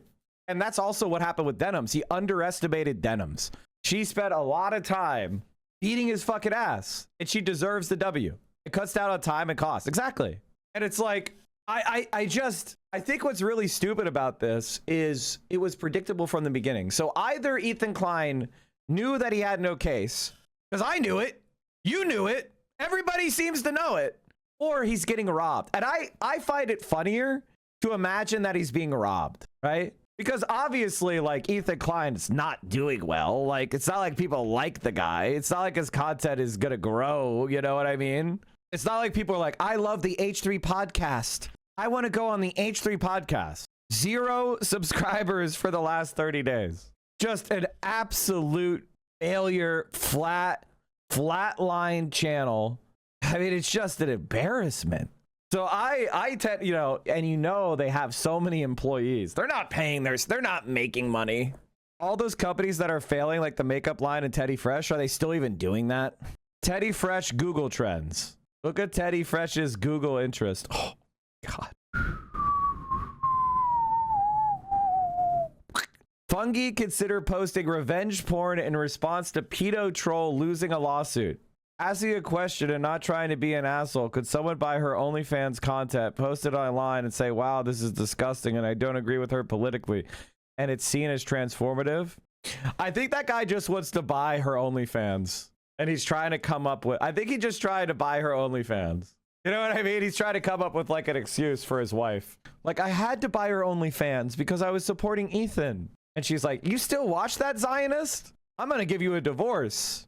What was the specific psychological term you used that described Ethan's narcissism? Oh, I mean, it's either a narcissistic smear campaign or it's narcissistic collapse, right? What is a narcissist smear campaign? A narcissist smear campaign is when a person with narcissistic traits or narcissistic personality disorder uses manipulative tactics to attack someone's character. They often do this by spreading false or exaggerated information to friends or acquaintances, family, colleagues, and online communities. The narcissist's goal is to undermine the survivor's credibility and damage their reputation and relationships. This typically serves to elevate the narcissist's own status or to retaliate against perceived slights.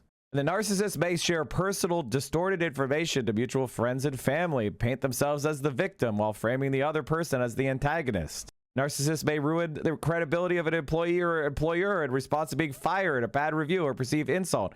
For example, they may spread rumors about a colleague's incompetence or dishonesty, discredit them, or sabotage their career. A narcissist smear campaign has control and self-image at the forefront. A narcissist's fragile self-esteem relies heavily on the perceptions of others, so they use smear campaigns to control how others view both themselves and their victim.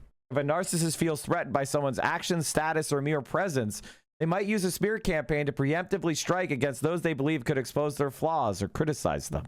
This is to ensure that a narcissist's reputation is kept intact or ensure a reduced risk of loss. Now, I mean, like, this is what he's doing. Like, basically, Hasan said, okay, bye. You love Israel. Okay, bye. Bye. Bye, Israel. Bye, Israel. And then he's like, why is everybody hating me? It's because Hasan is convincing the internet that Israel is bad. That was what Ethan Klein honestly believed. Ethan Klein honestly believed that Hasan convinced the internet that Israel is bad. And so he had to fight back against Hasan to prove how multicultural and diverse Israel is. Feel free to provide me the clip. And Hasan kept telling him, hey, man, young people are going to start hating your guts because it seems like you're defending Israel's genocide on Gaza. And it's not, I don't want people to dislike you, man. But if you keep saying this shit, they're going to see you as a Zionist and they're not going to like it. And then Ethan Klein tried to use every piece of psychological terror he could come up with to try to bully Hasan into, I guess, supporting the Israeli genocide of Gazans, or at least not criticize Israel for it. Then he was delusional enough to think Sam Cedar would agree with him. We tried to warn him. We specifically said, bro, what you're doing is bad. And what's really gross is this all comes from the fact that Ethan unfollowed Frogan because of her October 7th post. And she noticed it, and she posted about how sad she was. Does anybody have that post? I think I saw that post on the Leftover subreddit, and it was very, very, very sad. Reminder that it all started with Ethan crashing out about the deprogram boys. Oh, really? Was that it? Oh, forgive me if these are totally dumb questions, because I know they may very well be, but I'm an attorney. I'm not an attorney. So if anyone has legal knowledge up in here, I'm curious as to the following. Can DEMS anti-slap an appeal to get it dismissed? Even if not, is the appeal process also likely to be super long just by the nature of the legal system, even if it appears to be clearly meritless and doomed to fail? Does filing an appeal in the case mean that it goes to a different judge with the goal of them saying, yeah, the other judge was wrong? Okay, it goes to the federal court system. So the federal court system is a 3-tiered system with the federal district courts at the bottom. And we have the federal appellate courts, aka the federal circuit courts, which are geographically based. There are 13 circuits. And then we have the U.S. Supreme Court. Everybody who loses at the district court level then has the right to appeal at the circuit court. The way the circuit court is, there's a pool of judges, a little over 20 in each circuit, and then 3 judges are randomly drawn to hear the appeal, which includes both written appellate briefs and oral argument. So Ethan Klein will have the opportunity to appeal the decision for a judgment on the pleadings to the appellate court system. Okay? If he loses that appeal, he gets appealed to the United States Supreme Court. But the United States Supreme Court only takes cases they want to hear, and they rarely take cases. So unless there's some sort of like interesting circuit split or some sort of like compelling national reason, or the judges randomly decide they want to, they don't have to listen to the appeal. They can decline the appeal, but you have the right to at least one appeal.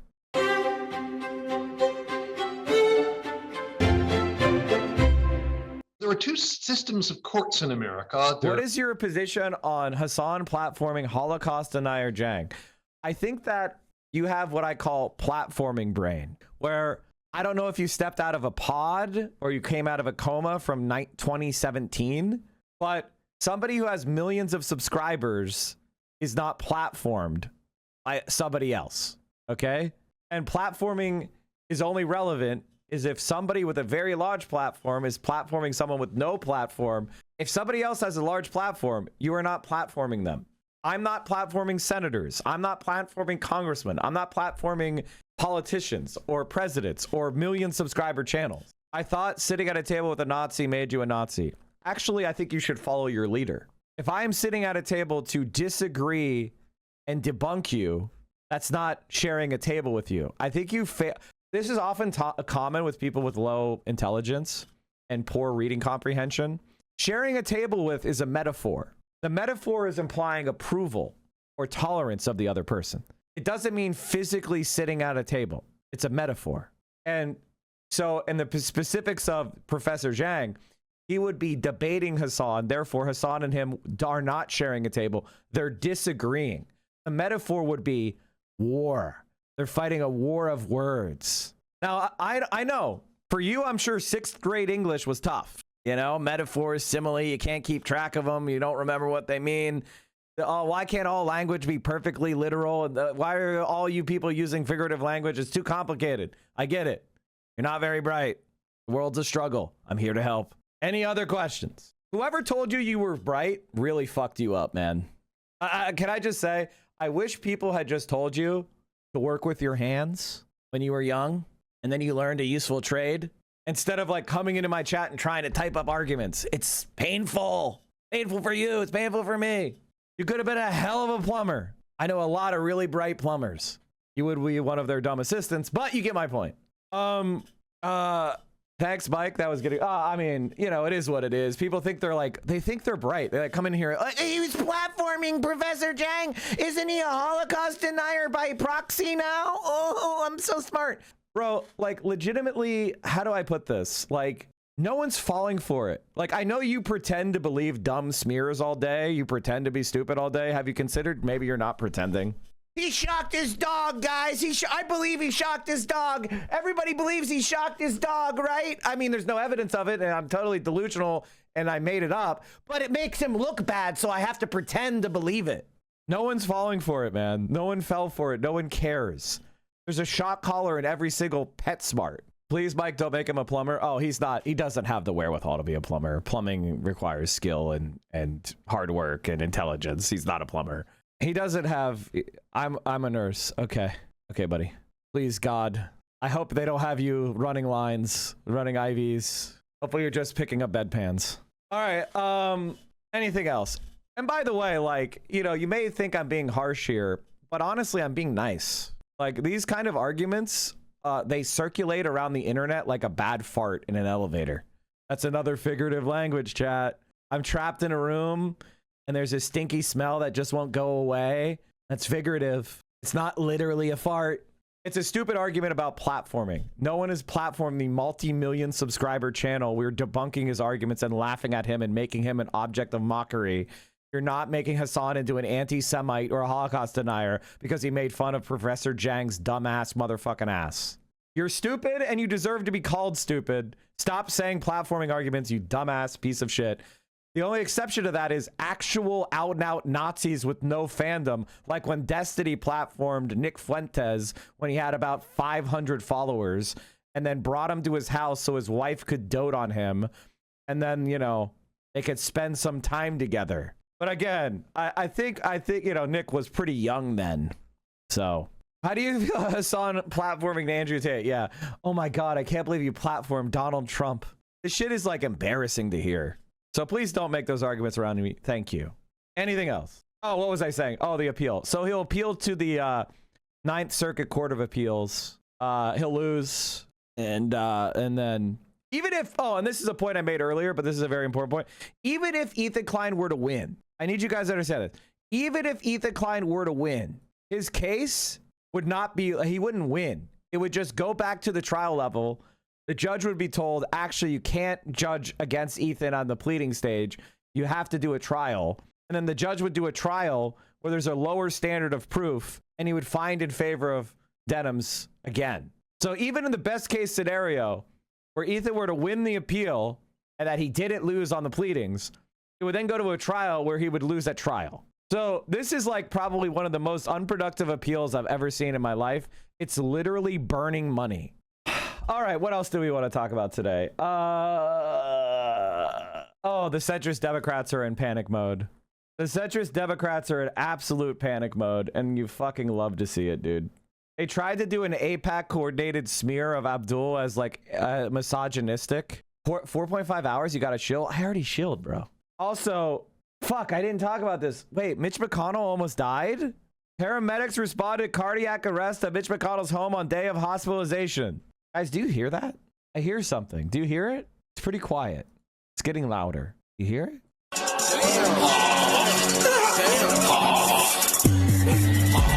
I don't know. That was weird. Paramedics conducted CPR to an individual experiencing a cardiac arrest at a known address for Senator Mitch McConnell. On a day his office disclosed he had been hospitalized. According to the audio, the first medic on the scene at the address began performing CPR. Senator McConnell was admitted to the hospital this morning. He is receiving excellent care. I love how these like evil rats like never just give up and go home and like sit with a blanket and write like, you know, write your memoir or something. Go like teach your child your favorite chocolate chip fucking recipe for your great grandchildren, you old ass bat. Like, why are you still hanging around? It's honestly undignified and embarrassing and humiliating that you're still doddering around trying to sabotage the future of the country. Fucking weirdo ass fuck. Well, chat, I'm gonna bounce. I know it's a little early, but I'm recording a podcast on Ben Shapiro. I actually have to do some work. Hasan's not even live. Wait, he's not? I thought he was. All right, hold on. Give me one sec. Oh my God. Wait, what? Yesterday, both Marjorie Taylor Greene and Tucker Carlson. Wait. Marjorie Taylor Greene and Tucker Carlson want to start a third party? Okay, well, hold on. We might have to watch this. Be right back. Floated the idea of working on a third party. Let's take a listen here to Marjorie Taylor Greene on with Piers Morgan discussing her plans for potentially launching something to compete with the Republican and Democratic parties. But is there a chance that Tucker, and maybe with support of people like yourself, could you see him making a run? I mean, is there a new splinter version of the Republicans that could take over the party? You know, I haven't had that direct conversation with Tucker. I know a lot of people are speculating that, and I can tell you right now, Tucker Carlson would be a great threat to both parties because there's many Americans that are very independent that would support him, but there's also Republican voters and Democrat voters that would support him. So I would say he's a very credible threat. There is a group of us that have literally fought the system. And I think there's a group of us that if we decide to align, we could launch a true America-focused party that doesn't fall into the traps of Democrats and Republicans, but could align some serious players from the right and the left and move forward. But Piers, I'm also very realistic because I was in the system. I've served in Congress. I've run campaigns. I know what it takes. It's difficult to launch a third party. So the reality is this isn't something that gets off the ground in just a couple of campaigns. If this happened, AOC wins the primary, and then they start a third party that splits for the Republicans. So you have like Tucker and Marjorie Taylor Greene running a conservative third party, the populist right, and then they have the Republican Party with, say, like Rubio. Oh my God, we would win like 70 Senate seats because they would split the vote on the right, and we would win all the pluralities. It would be like Starmer, and then we could pass like constitutional amendments and shit. We could do a constitutional amendment for the right to an abortion. We could do a constitutional amendment for like eliminating the Senate or doing proportional, like, you know what I mean? Like Senate is also by population, and we add 100 senators and, we add 300 more senators. Holy shit. We could like make the Supreme Court 15 justices and like make that an amendment to fix the size of the Supreme Court after we add like 6 socialists and then like force the Republicans to retire or some shit. We could literally remake the country. Oh, fuck. I want this to happen so bad. Split the party. Pain cycles. This is a movement that has to be developed and would take time to develop.